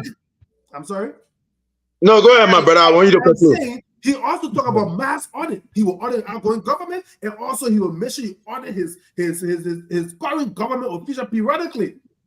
Where's the momentum in that? I'm not seeing it. So when you want to talk about this administration, and you want to tie me to it, don't tie me to it as though I'm the one just sitting here with my head in the sand, like, yo, we are shares people for under the Sycamore tree. I'm not saying you got to do ANC, but I'm talking to the people for under the Sycamore tree. I'm not one. When I speak, like I said, if it was Klein Moniba in the second round, I was going to support Klein Moniba, because imagine President Weah first 6 years, how much destruction he brought to the country. Imagine giving him a second term when he has nothing to lose. He's not running for re-election. That was the basis for my campaign against George Weah, because I knew that if the president doesn't need vote again, they don't care about what they do. Okay. So the corruption was going to be even worse in the second term than the first term. But now, I'm sitting here hoping and saying that Joseph Boakai is in a unique position to change the trajectory of this country, because I will hope that he's not going to run for a second term, so he's not supposed to be sucking up to anybody. He's supposed to disrupt the entire status quo. He's supposed to come in here and put his foot down and make people crazy in the government, because he knows he's not going to run after Prince Johnson to give him Nima County. He's not going to run after anybody to get a vote. So he's just supposed to sit there, be the Nelson Mandela, like Nelson Mandela was to South Africa. He ran for one term and he changed our country. And that's what I expected from President Boakai. So now that he's here, and I'm disappointed with a lot of things that are going on, but equally so, I'm not going to sit here and just make it seem like, oh, everything that is wrong now is his fault. Right. But he is supposed to fix it, though. But the excuses would not be that he's supposed to fix it. So I am going to criticize it as much as I criticize George Weah. But you guys that just sit and dig your head in the sand, the last thing there was Liberians were walking on the street of gold. No, Liberians are suffering now. We will criticize the last government, but President Boakai has to fix it, because that's why he's there for. All right, Francis. Before we take, I know we might have a call soon, but before that, I want to say this is meaningful. All right, let's take the call, and then Lufa, I will say something thereafter. Go ahead, Lufa. Let's bring this caller through. Caller, your name and where you're calling from. Let's hear from you, please. Thank you, Lufa. Go ahead. Your name. Can you hear me? Yeah, we can hear your name and where you're calling from. I don't know. I'm getting an echo. Go ahead, but we can hear you loud and clear. Go ahead. Your name and where you calling from. Okay. My name is Confident G. I'm calling from Atlanta, Georgia. Confident, welcome to the show. Let's hear from you, Mama. Thank you very much. First of all, I want to say hi to everybody on the platform. And I decided to call in because I want to say to the Unity Party people, even though Francis is saying that in our name of Unity Party, but as long as you're defending Joseph Boakai, I personally see that you're part of the Unity Party.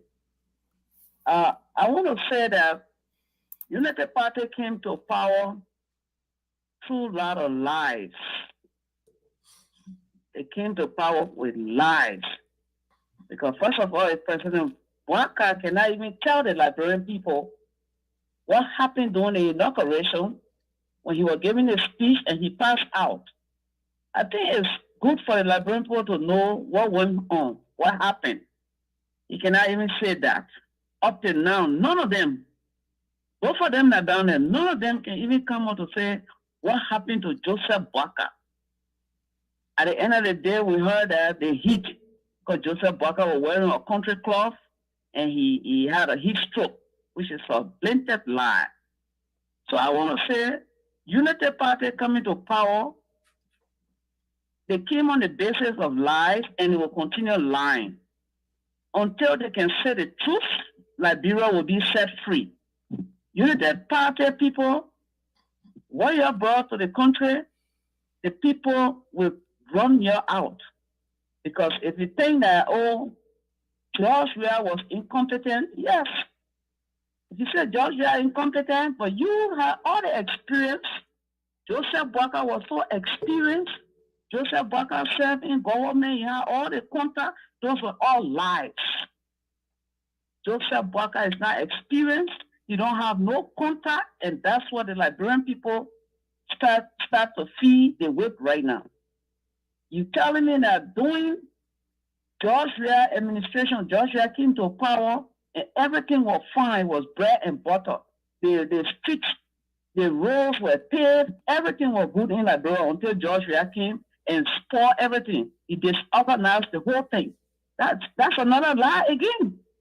George Weah came to power, the 12 years that Ellen and Joseph Boakai, because when it's good, then Joseph Boakai take the praise. But when it's bad, then he put it on Ellen, which of course we all understand that rhetoric.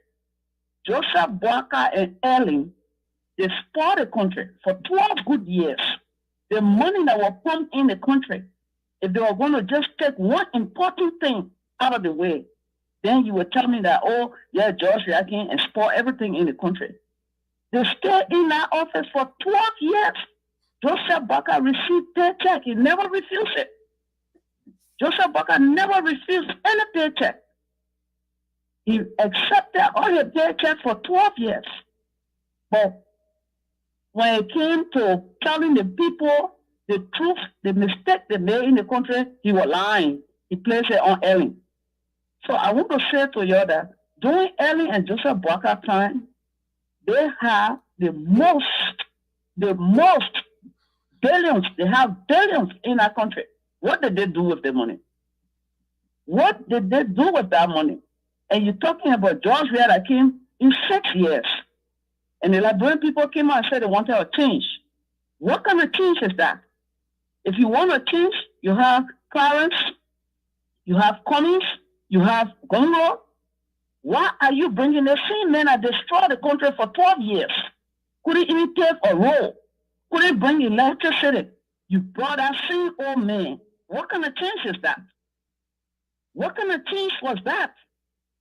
So you just fool the Liberian people. And today, our people are calling us crying. Because you used to say, oh, the people are suffering. The people are suffering. George Weah came for 6 years. He did 4 years. Because if you take 2 years of COVID and 4 years, he ready work. Okay, I will accept it that he was inept. He was not qualified because guess what? He's not educated. I accept that. But the people that were educated, the Howard University, the Joseph Boakai, 60 years in government, what did they do for 12 years? You're trying to escape that part that Joseph Boakai was earning for 12 years and the country was messed up. So, Julius, I don't want to stay on this line, but I just try to clear that part that during Joseph Boakai and Ellen time, they have a lot of money in the country and they didn't do nothing. Thank you. So you say the truth and stop lying. Thank you very much. All right, thank you, Paulo. Highly appreciate it. Hold on. I was going to, Princess, let me just put in this point. Please. Let us also remember this. It was during Weah's government that we saw so many people sanctioned by our biggest donor, the great United States of America. So we will always keep bringing in these points. Benjamin Jonah, you can go ahead and counter Francis' point, but I think Lofa has something to say. Lofa? No, Lofa, hold on. Let me. Hold on.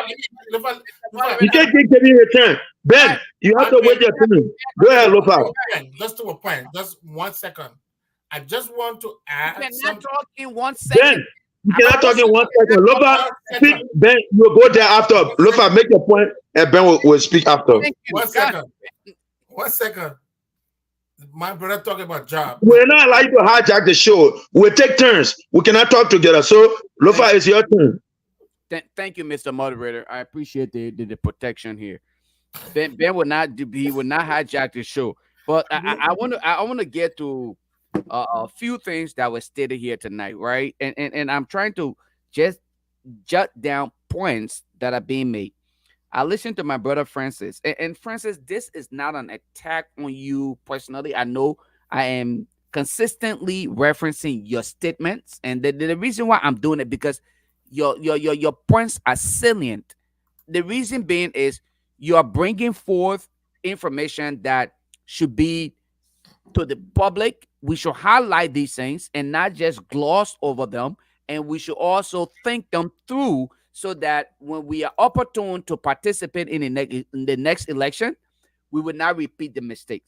But this is something you said. You said staffing and employment, right? President Weah was just putting people to places, all right, in government, not considering that the government is not the biggest or should not be the biggest employer. What different is the current government doing? Because if you look at it, they are creating positions where they're simply just trying to reward people for their distraction. I'm sorry? Stop holding up that paper. When it's your turn to speak, you can hold it up and speak with all due respect. Keep it down while others are speaking. It's distracting to them. Just hold it up when it's your turn. Thank you. I'm not even looking at Ben. Let Ben keep trying. Okay. Yeah, but other courtesy. No, I agree. Yeah, it is not cut you off. Let other people speak when it's your turn. Hold it up, Ben. Go ahead, Lufa. Sorry about that. No, it's okay. But I'm gonna go back to the point again where the recent asset recovery team. We already have an institution that should be mandated, okay, and provided the needed support to carry on that responsibility. What did President Boykai do? He brought Martin Colley, Emmanuel Gwencoe because they supported him during the election. Okay, they campaigned for him, so he thought he needed to reward them with a job. A young man, Martin Colley, never had any professional work experience, never worked before, and his only professional experience is on the social media. So the best way to reward this young man would be to provide him some kind of job to give him that exposure. And what did he do? He considered him to be a part of the asset recovery team. How is that any different from what President Weah did? Then we talk about the issue of drugs. I'm not going to go to that because Ben already spoke on that, and the recent caller already spoke on those things. Look, my idea here, when we speak of transformation, innovation is not and will never be seen in the DNA of Honorable Boykai. An innovative president will first and foremost consider, upon his or her ascendancy to the presidency, the idea of removing what they consider at the time of campaign bad to replace it with something good. But what I see here from President Boykai is the continuous idea. Oh my God, we got another call. Legend, you want me to take the call or what? No. Don't think I didn't speak. Yeah. Let me take the call. What do you respect? Thereafter. Okay. Right. Caller your name and where you calling from. Let's hear from you, please. Hi, Lofa. Hey, Gwen. That's not Gwen. This is Yata. Oh, I'm sorry. You sounded a little bit of Gwen, but I'm sorry. Sorry, go ahead, Mama. So, I should have asked for your name. I'm just calling to address the person on the show. You have a panelist or a guest on the show who is asking people to pray for Joseph Boakai to succeed and saying that people praying for Joseph Boakai to fail. I don't think anyone is praying for Joseph Boakai to fail. It's not going to pass any of us to pray for Joseph Boakai to fail. But here's the thing. If Joseph Boakai has done nothing but recycle the same people that caused George Weah to fail, how are we supposed to have confidence in his government succeeding? How? He has recycled all the people who led to the failure of George Weah. Secondly, I want to ask this person who constantly asking people to pray. I want them to go on some kind of mountain and spend 100 days fasting and praying for Joseph Boakai to succeed and see if they don't die and these corrupt people be still around. Because they pray without work is vanity. We can't pray for people who you already know doing nothing but hurting our people, and every day they're using the word pray. These people are misusing the word pray. So let them go on some kind of mountain and spend the next 100 days fasting and praying so Joseph Boakai can succeed. All the people who think that people... Hello? Yeah, go ahead. Yeah, let them go on some kind of mountain. Don't eat, don't drink. Pray because you got confidence in Joseph Boakai government. He will succeed. Go pray for him to succeed. Someone start praying. They have recycled all the people who connect to judge we are failure. Then we're supposed to have confidence and keep praying. Let them go on the mountain, go pray for the next 100 days. So we can bury them and continue and we will sit down and watch. Thank you. Thank you. Let's take the next caller here. Wait. Miflo. Wait, guys. The call on the line. Let the caller go. Yeah, there's another caller on the line, guys. Let's do this. Caller, your name and where you're calling from. 763, last four is 7242. Your name and where you're calling from. Let's hear from you. Thank you, Lofa. This is Elvis calling from Minnesota. Elvis, welcome to the show, boss man. Thank you. Hello to the panelists. Look, guys, I think when we sit and we think about things in a wider perspective, our problem is not our presidents. Yes, we may have some presidents who have more capacities than others, but I was just doing some research today. Look, I imagine we have 62,000 Liberians who live in the United States. 62,000, right? Okay. Liberians or people who are Liberian descent who live in this country. I mean, that's not a lot of people. And then when you dwindle down to the adults and those who are college educated who have experience in expertise in specific fields, that's only a fraction of that number. So this whole idea when people say, "Oh, we got qualified Liberians in the diaspora who can go back and help run the country," it's not true. Just the size of our government alone is more than the people we have here in this country, excluding the ones who are who are qualified. If you winnow it down, you're probably talking maybe 10,000 people who are college educated and who have experience in the field that can transform our country. So our problem in that country is capacity building. It is. No matter who you put there, the people underneath that person, if they don't have the ability and the capacity and the experience to do the job adequately and to innovate and revolutionize the way we do governance in that country, we will be stuck in neutral. So I am a CDC supporter. People who know me know that I support the CDC, and I've been very vocal about it. But I'm not going to twist myself into a pretzel trying to criticize this government at every turn. The reality is a big problem. We have a lack of integrity in people who are not integrous. We have lack of people who don't have the full capacity that's required to transform the country. So no matter who you put there, you're going to have a shortage of capable people. And I said this before I leave the line, Julius. Just think about this. People who are in Liberia right now, the new generation is supposed to be coming to take the mantle in the next 10 years. What is the educational foundation? The school system in that country that they've gone through from primary all the way to tertiary education, their foundation and their experience. Are those the kind of people that's going to revolutionize our country and allow us to compete on a global, even on a continental scale? Let's be honest with ourselves. So we're way behind in terms of education and capacity. That's our biggest problem.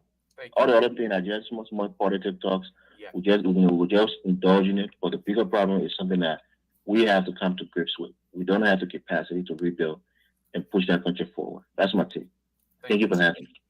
Thank you, Curtis. All right. And let me can I close on my point now? Was that man? Yeah, that's me. It was you. And can you just hold on? Let me just close on my point. And I will not take too much time of this, right? Let me just close on this. And I think the last caller just made my point. When I engaged the young man Martin Colley about his assertion about the actual issue, him having to deviate from the actual issue. And you listen to the previous caller who simply just lay out for all of us what is missing in Liberia.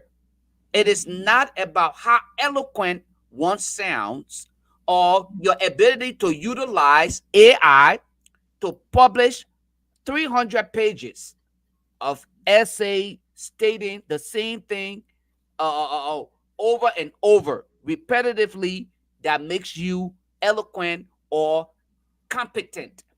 It is about your experience and ability to transform. When we look today in our workforce of those who have acquired the needed or prerequisites, education, academic credentials, we don't see them because all of these people have lied to some extent, including the very Martin Cully, who's supposed to be the gateway to transparency. He himself is part of the problem, and this is where and why we find ourselves to where we are today. I was really hoping, Legend, you said the young man said he was going to come on. Unfortunately, I've waited and waited. He's not here. So. No, not necessarily today, but I had a conversation with him of like a week ago, and he had showed me that you make appearance on the show. Okay. But again, in closing, I just want to say, our problem is bigger than what we really want to think about. It's outside of politics, but do you have another call there? If not, I will allow you to make your concluding statement. We'll begin with Benjamin Jonah. Ben, you go, then Francis, then Lofa. I'm responding. Yeah, you're gonna respond to whomever and make your concluding statement. This is our round of the discussion. You will respond to whomever and conclude. Go ahead. So, my brother Francis, I really like you. I wish we'd have another time again. I mean, you can come on the High Blood Pressure Show where we go 24 hours. We don't stop until Facebook kick out and we start over. But you said something about jobs, and you referenced my gay. My brother, the last time I checked, Joseph Boakai said the We Are government was so big, and he was coming to do what? To make the government small. As incompetent as this man is, on record, the only job he ever created, who did he give it on? He gave it to a Senegalese. The only job, because that job is non-in-existence before his administration. So that job was created.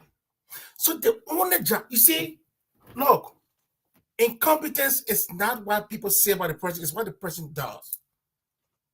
If this man, in his own infinite wisdom that he doesn't have, because a lot of times Liberia try to equip oldness with wisdom, which of course is not true. If all people have really good wisdom, Microsoft will be hiring people. Microsoft will go in the nursing home and go take open and start hiring them. But that's your Liberian theory that old will have wisdom. That's not true. Yeah, some old people do have wisdom, but we haven't seen that exhibited by this man. You created one job. The one job you don't give it to a Senegalese. How, think about that.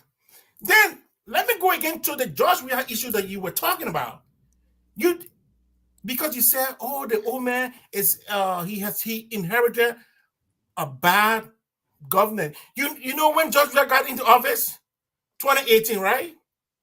Do you know what happened in 2019?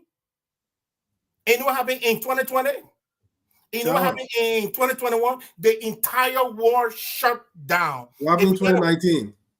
Oh, there's something they call COVID. You don't know about that, right? No. COVID came in December and shut down in 2020 of March. Okay. So don't include 2019. My brother, I'm telling you, because Liberia is a boring nation. They don't have anything for themselves. So Liberia run on the clock of the international world. It's that your thing you were doing, Liberia. The point is, when the war stops, Liberia stops. And I'm telling you, when the war stopped from 2018 to 2020, COVID was. Do you know when did Biden declare COVID was out of America? Do you know when? Bro, you misleading the people. The war did not stop 2019. So stop that. We'll let him. That's his concluding thought. Let him land. The reason why it is called. I have another caller who called in. I did not close the phone line until they call in. Oh, no problem. Ben, if you want to hold on that caller, go through all you want to. You have to be. Ben, let's take this caller here. Yeah. Caller, go ahead. Your name and where you calling from. Let's hear from you. And right after this call, I'm going to close the phone lines, guys. I'm sorry. I forgot to do that. No. Go ahead, Helena. Helena, go ahead. Sorry for question. I just get it out, that's why. I'm calling concerning the last and the second call that yesterday. The guy I just called because people are educated in the country. No problem nothing they get under my skin when people say it. We'll be having people that are educated that be ruling the country, and the country the same way. So sometimes when people say that the people in the country not educated, will not get good leaders that educated, that's why the country be here. It's not good. Because we had Eddie Justice Study before even Josh Weir. She was there for 12 years. I'm a minister for America. She didn't do nothing. So for people to come in and say, oh, because we never have people that are educated, it's bad.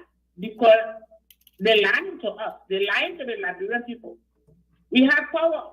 We have all the educated people before dogs got into power. So it doesn't mean we never have educated people that rule our country. We have educated people that rule our country over 200 years. And the country never had rule. The country is free. Our problem is we have people that don't want to do good for the country, that just want to steal from the country, that don't love the country. It's not for education. So when people come back, oh, because the people are educated, or because the people that go to school, we need educated people, they just try to deceive the people. It's wrong. As the other guy that just came on, he said that I'm a sedition. I don't want to be there on the people. It's a sedition that betrays sedition during the election. If you see sedition come out and say, oh, I'm a sedition, I don't want to be there on Joseph Blatter, but it's a sedition that betrays sedition. Because they were jealous of George Weir. Because no sedition that I'm supporting George Weir in this election. So it doesn't mean when you sedition, you come and say I'm a sedition. You see the sedition I'm working in Joseph Blatter government? It's the one that betrayed George Weir. So that's why they can be talking to I'm a sedition at their own business. If you sedition, you're not going to be working George Weir government. If you're not going to be working Joseph Blatter government. So anything you see there is a placement. So people might not be talking about educated people. Because we have educated people for how many years? Over 200 years. They not do nothing for us. And then you beat a debate that Joseph Blatter people on our platform there. And they don't even know what the debate is about. Because when that call president, we are in the hacking center. Because they say Joseph Blatter had everything on the table. He don't know nothing for government. And you just you're talking. What is all the executive all the time? What is that job we have to do? They can say, when you know that job we are not to go, you come and fix it. That's a big complaining. Thank you for your show, I'm not you. Thank you. I'm just getting out of where I'm going to put my either in and there and that. Thank you. Thank you, caller. Ben, you are in flight. We will let you to conclude. So my brother, Helena, like I said, I didn't want to even bring about the We Are issue out. But the only reason why I brought We Are issue out is when you're starting to give excuses that Bwaka is having a hard time. And you want to know the effect that COVID-19 had on the entire world. My brother, if there has not been any major thing yet to upset this government. and you start crying. This was a whole government that the entire world shut down. The entire world shut down. So Ben, can I just throw this in there? I'm reading a lot. I'm reading a lot of the comments on here, and it appears as though everyone is agreeing with your point that COVID started in 2019. So I just wanted to highlight that. Yeah. But that's the reason. If I look at, that's why it is called COVID-19. And I was virus do not have names like that. I was just going to give Francis the opportunity. Maybe he had a different perspective on it, but I'm reading a lot of the comments. Yeah, I will address all of that issue, but let him land. We're going to be interrupted. Land, Ben. Go ahead, Ben. Go ahead. So, have his fun. So here's another issue that he talked about. He said, "Oh, about the school fees." Let me tell you one thing I know. A lot of the things that President Weah did, that he used the stroke of the pen. The reason why I went back to check in the budget to see where those guys were getting that money from these children that were using these YFE origins. Here is what I believe. Because the president budget and the other places that were stuck with a lot of money, like they all do, it is into those budgets that where they were taking those monies from to pay those SS for YFE and some other stuff. The problem about Bwaka's incompetence is that this was not done by a legislative agreement. What it means is that the president only used his pen. The next president can come and say this thing is not good and squash it out. Up to this time, the man who went to school, who is supposed to be somebody who is experienced, cannot even sign to undo something like George Weah did. It tells me that this man is very incompetent. Look, here is the bad part. If you were to question George Weah on his administrative level, I would say George Weah did bad. But when I compare George Weah's weakness in administration, I would know that that's George Weah's weakest area. So I can give him a pass. I can give the same pass that I would give George Weah in administration. I can give that same pass to Joseph Boakai. On the reverse, if Joseph Boakai were to become a coach for a team and Joseph Boakai's team was doing bad or was doing good, the way I would look at Joseph Boakai's team, I would say this man doesn't have nothing, about soccer. But so I will give him some latitude. It is the same way for George Weah. That's why when I criticize George Weah about the Lone Star, because George Weah is a soccer icon, and under his administration, we did fail in soccer. I can speak about that, but to be honest, Joseph Boakai is the worst thing that Liberian people ever got, and I pray that he be removed or he be impeached, and let have the vice president to take over, because this man can't do this job. Benjamin Jonah, wholeheartedly appreciate it.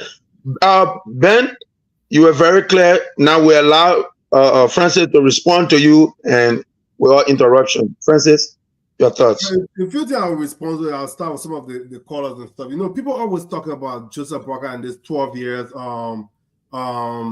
thing. Oh, he was there 12 years old. When it good, they give Joseph Boakai credit. When it bad, they say he was vice president.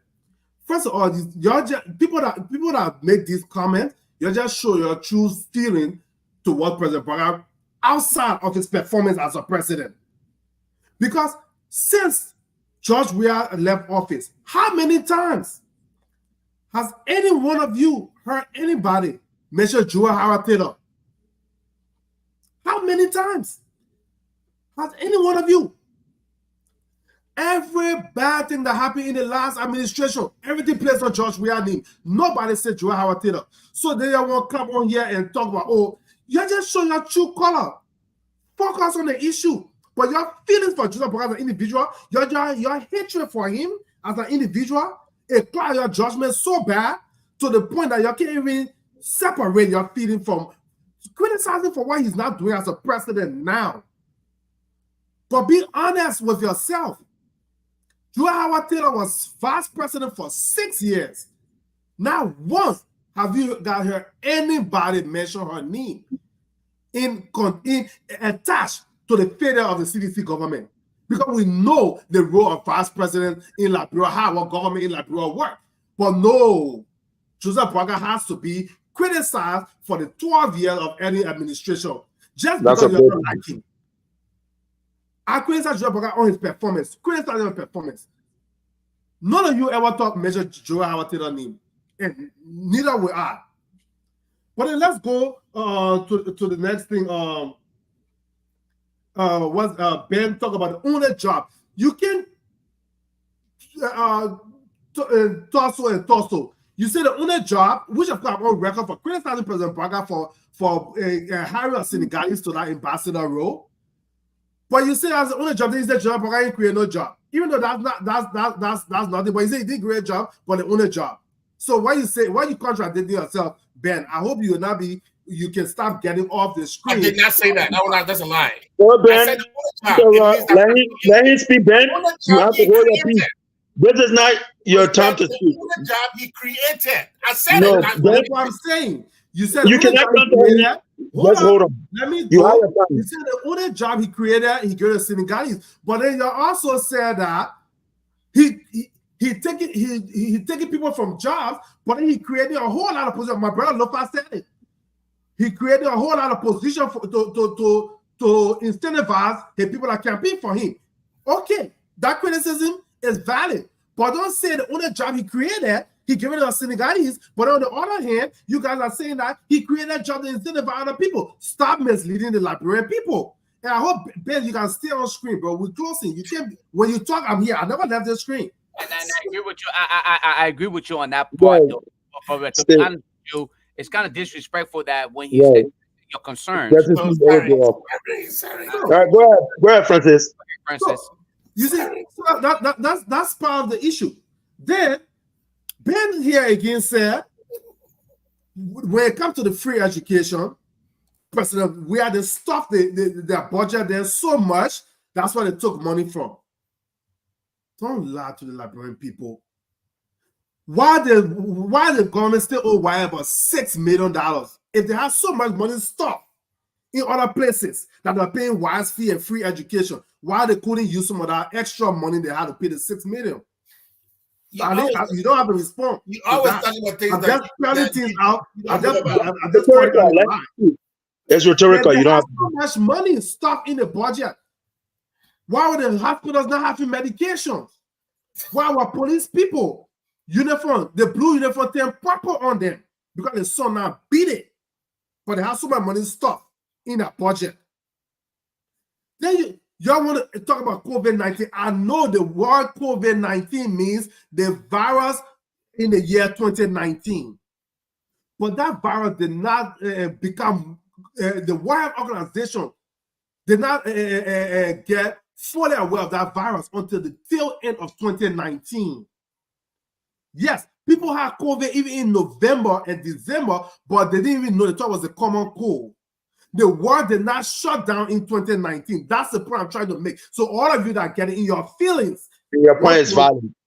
Educate me about the COVID virus. I know that it started in 2019, but everybody thought it was a flu. The war did not end in 2019. It was a shutdown rather. The world, the entire global economy started to shut down in 2020. So if you want to talk about the effect of COVID-19 on our country's economy, you will count from 2020. You will not count 2019. So don't bring that one into it. So if you want to give George Weah credit, don't give him credit for 2018 nor 2019. Yes, the world shut down in 2020. So yes, we can give him credit for 2020. Then the world started to open in 2021 and beyond. So please don't use COVID as an excuse for all of his failures. Okay, so but with that being said, we come on. We on here. People say, "Oh, I don't have inside information in the Joseph Boakai administration." No, I was just someone who said anybody but George Weah, and I supported Joseph Boakai. So I don't sit in meetings with Joseph Boakai to get information to come and talk. No, I talk based on the issue. We all get information the same way. from the news outlet and things like that, and we look at it and dissect the right from the wrong, and we put out that my views may be different from yours, but I believe we all have Liberia at heart. And with that being said, I'm going to close with this. My brother Legend knows what I'm doing, and I'm going to appeal on this public platform to every one of you that for or against Joseph Boakai, because I have an initiative going on. It's called a challenge called We Are Firefighter. Right. And I'm raising funds and purchasing smoke alarm to send to our people in Liberia. And trust me, I'm not going to say who is voting for Joseph Boakai. You get smoke alarm. Sedition, you get smoke alarm. No. On a serious note, at this point, my goal is to purchase 1,000 smoke alarm. At this point, including people that have pledged and stuff, I have a little over 100 smoke alarm. I'm going to keep purchasing them. But for those of you well-meaning Liberians, we can put party aside. If you are interested in this endeavor, you can inbox me. You can reach out to Legend. He knows how to contact me. We can all try to put our resources together. I even have a brother in Sweden right now that has about 50 smoke alarm that he purchased. He sent me the video of it today. And I'm collecting donations from folks, be a monetary donation or the actual smoke alarm. And I prefer, if you're in the US, you can get the actual smoke alarm. I don't want money, but we should all look at it. The fire situation in our country is bad. People are losing their lives. People are losing their home. And as we can see, it's not a partisan line. Our speaker, who's a Sedition, house burned down. Other people in West Point, the house burned down. But what actually motivated me even more to start this initiative was when I saw that baby that got burned and he went to the hospital and died the next day. That's when I said I couldn't sit on the sideline anymore and wait, because we know the government is not going to do anything at this point in time. We've seen it. The structure is not there. So what can I do as a Liberian to help my people? So if you're interested in being a part of this initiative, you can reach out to me or you can contact Legend. But like I said, I'm collecting smoke alarm. I know 1,000 smoke alarm is a drop in the bucket for Montserrado County because we have over 100,000 homes or so in Montserrado County. But every little drop bit make a difference. So I hope you guys will keep an open mind. Boys, Francis, about that, a great initiative, guys. Hold on 1 second, Ben. Jonah, you cannot just come in like that. And before we let go of you, I will buttress your point. COVID started in Wuhan, in China, November of 19. That's why it's called COVID-19. Ben alluded to that. But cases were not even reported in the US until 2020. And in Africa, it was not done until 2020, I think around March. So Ben, your point is valid. So is Francis' point. So if you want to say something in terms of contributing to Francis' initiative, we'll allow you to speak. Yeah, go ahead. So I will contribute to Francis' initiative. However, Thank you. However, I think Francis said something here that probably it was a mistake, or he didn't have all of the facts. It was about the amount of money that that Liberia owes to Wyatt. I don't know whether Francis knows what Liberia is owing. Ben, you already hold on. Hold on. This is, you see, this is very important. All right, go ahead. Make the point, but try to be speeded because thank you. We have to close and look for how to speak. So, Francis, I know, when people speak from talking point, you can know. And when people have the facts, you can know. So, for instance, there are two different fees here we are talking about. So, there is administrative fees that Liberia owes.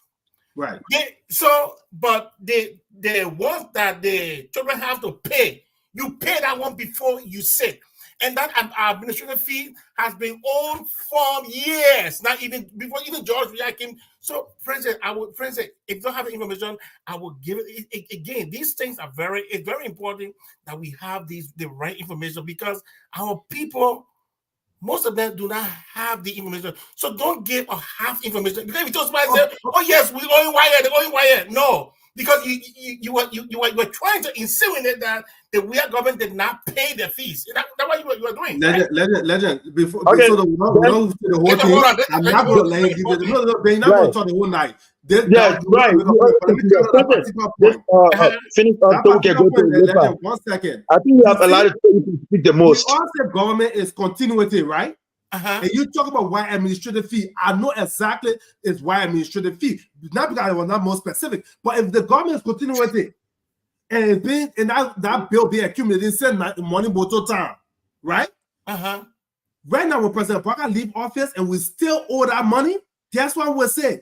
President Parker did not pay that money. So don't come here and try to make us seem like I'm lying to the library people. The bill please. That's enough for that point. My brother. Listen, let's move for that discussion next Saturday. That's not true.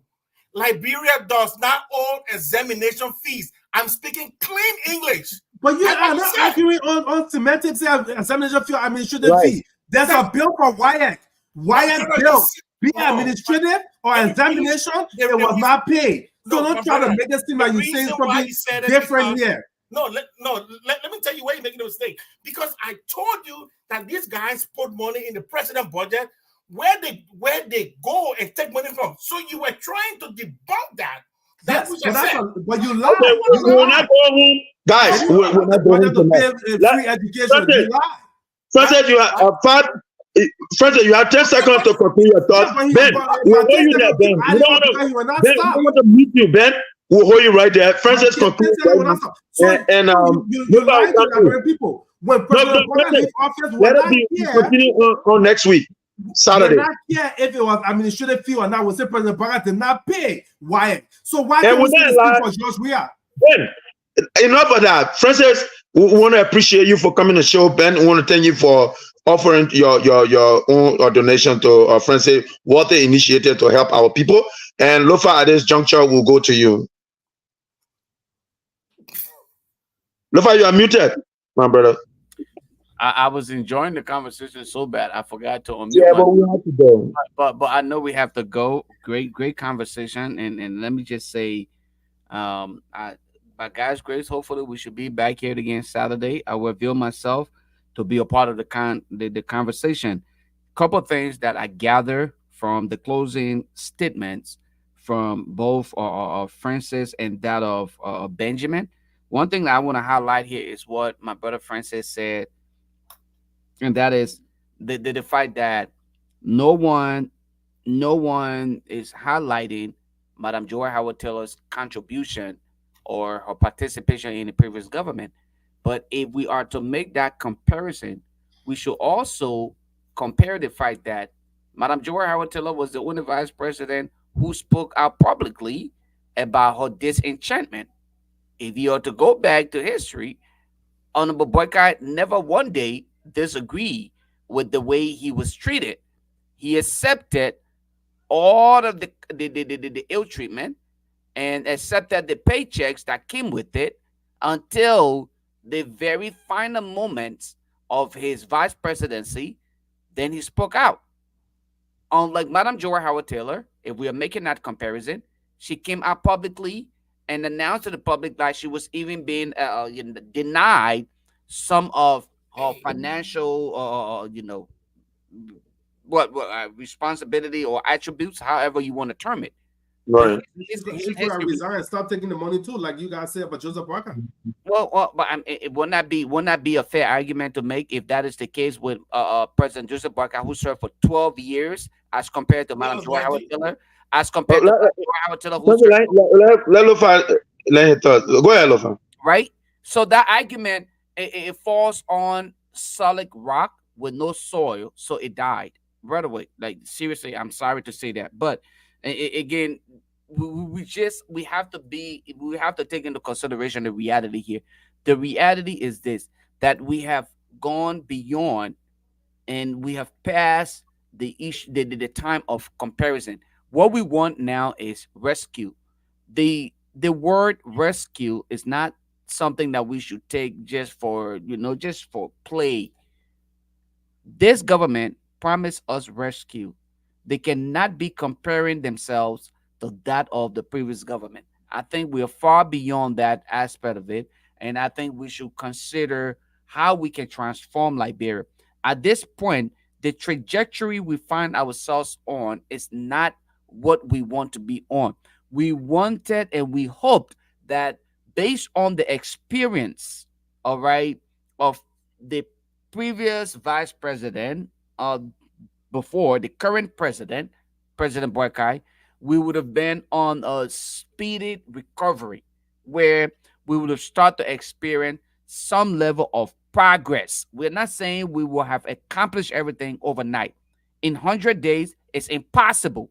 Okay, and this is where I come to address Benjamin Jonah's concern, emphasizing on the 100 days accomplishment.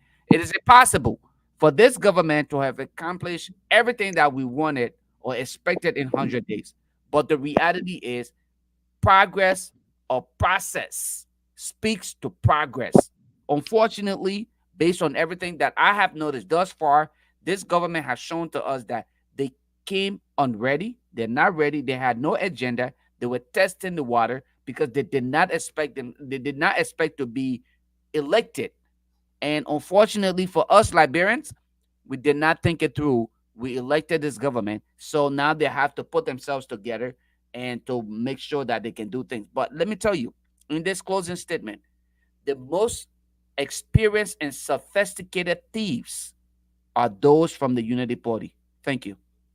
Well, that was the voice of Lofa Julia. And Lofa, in all fairness, by the admission of former, that was when he was Vice President Joseph Boakai, when he admitted that they missed opportunities, for lack of a better word, for squander of opportunity.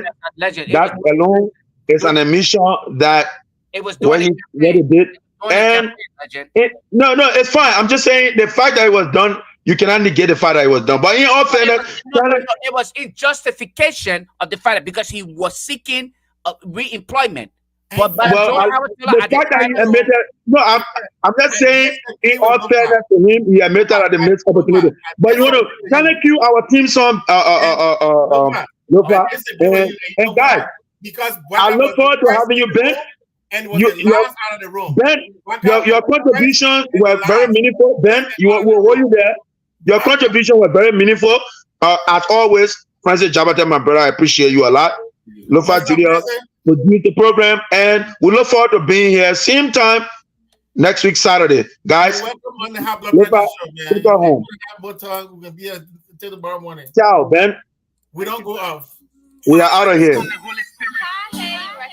They've been talking a lot of shit about the Bob. Follow God, you might protect all the Bob. Follow in the Son, the Holy Spirit. Living up for God, tell the depart and not give it. They've been talking a lot of shit about the Bob, but I can't follow God, you might protect all the Bob. Go. God can bless me, let's say, like only my one he knows. As long been ungrateful, yes, why I just wanna thank you. The thing what you do, and I ain't what to pay. I just drop on my knees and pray. The stories are plenty, I know what to say, and I know what to say. Clip forward, lead and I follow. Look at the thing you do for Crowlow, and I even know my tomorrow. Oh, I just wanna pray. Can somebody help me pray? Get on your knees and pray. I just wanna pray. Oh, I just wanna pray. I used to fornicate, smoke weed and cup on. When kind of church been, I used to go one time. But what kind of pape and soya? I don't deserve the things you do for me, oh, me, oh. So I just want to. Folks, we want to thank all of you for being a part of today's conversation. I know how to thank you. Oh. Shout out to the man Rivers is Pro, all the way out of work and still being a part of the conversation. We appreciate you, the man Francis, and of course Benjamin Jonah. Francis Jabate, to be specific. Your host of the roundtable tonight is the man Elston Legend. Contributing to the conversation tonight is the man Lofa Julius. I just wanna pray. Oh, da, da, da. I just wanna pray. Clipper, you know me more than I know myself. And as often said, we appreciate you for being a part of tonight's conversation. Until another day, another Saturday, when we should be right here around the table again. The round table will be right back here, bringing you current events and actual issues on the ground in Liberia. We want to say thank you. You all have yourselves a wonderful, wonderful night. I'm out. Peace. God blessing you full of. Yes, swallow you, I will run to. When push gonna sharp, oh. The things you did for me is more than enough. I just wanna pray.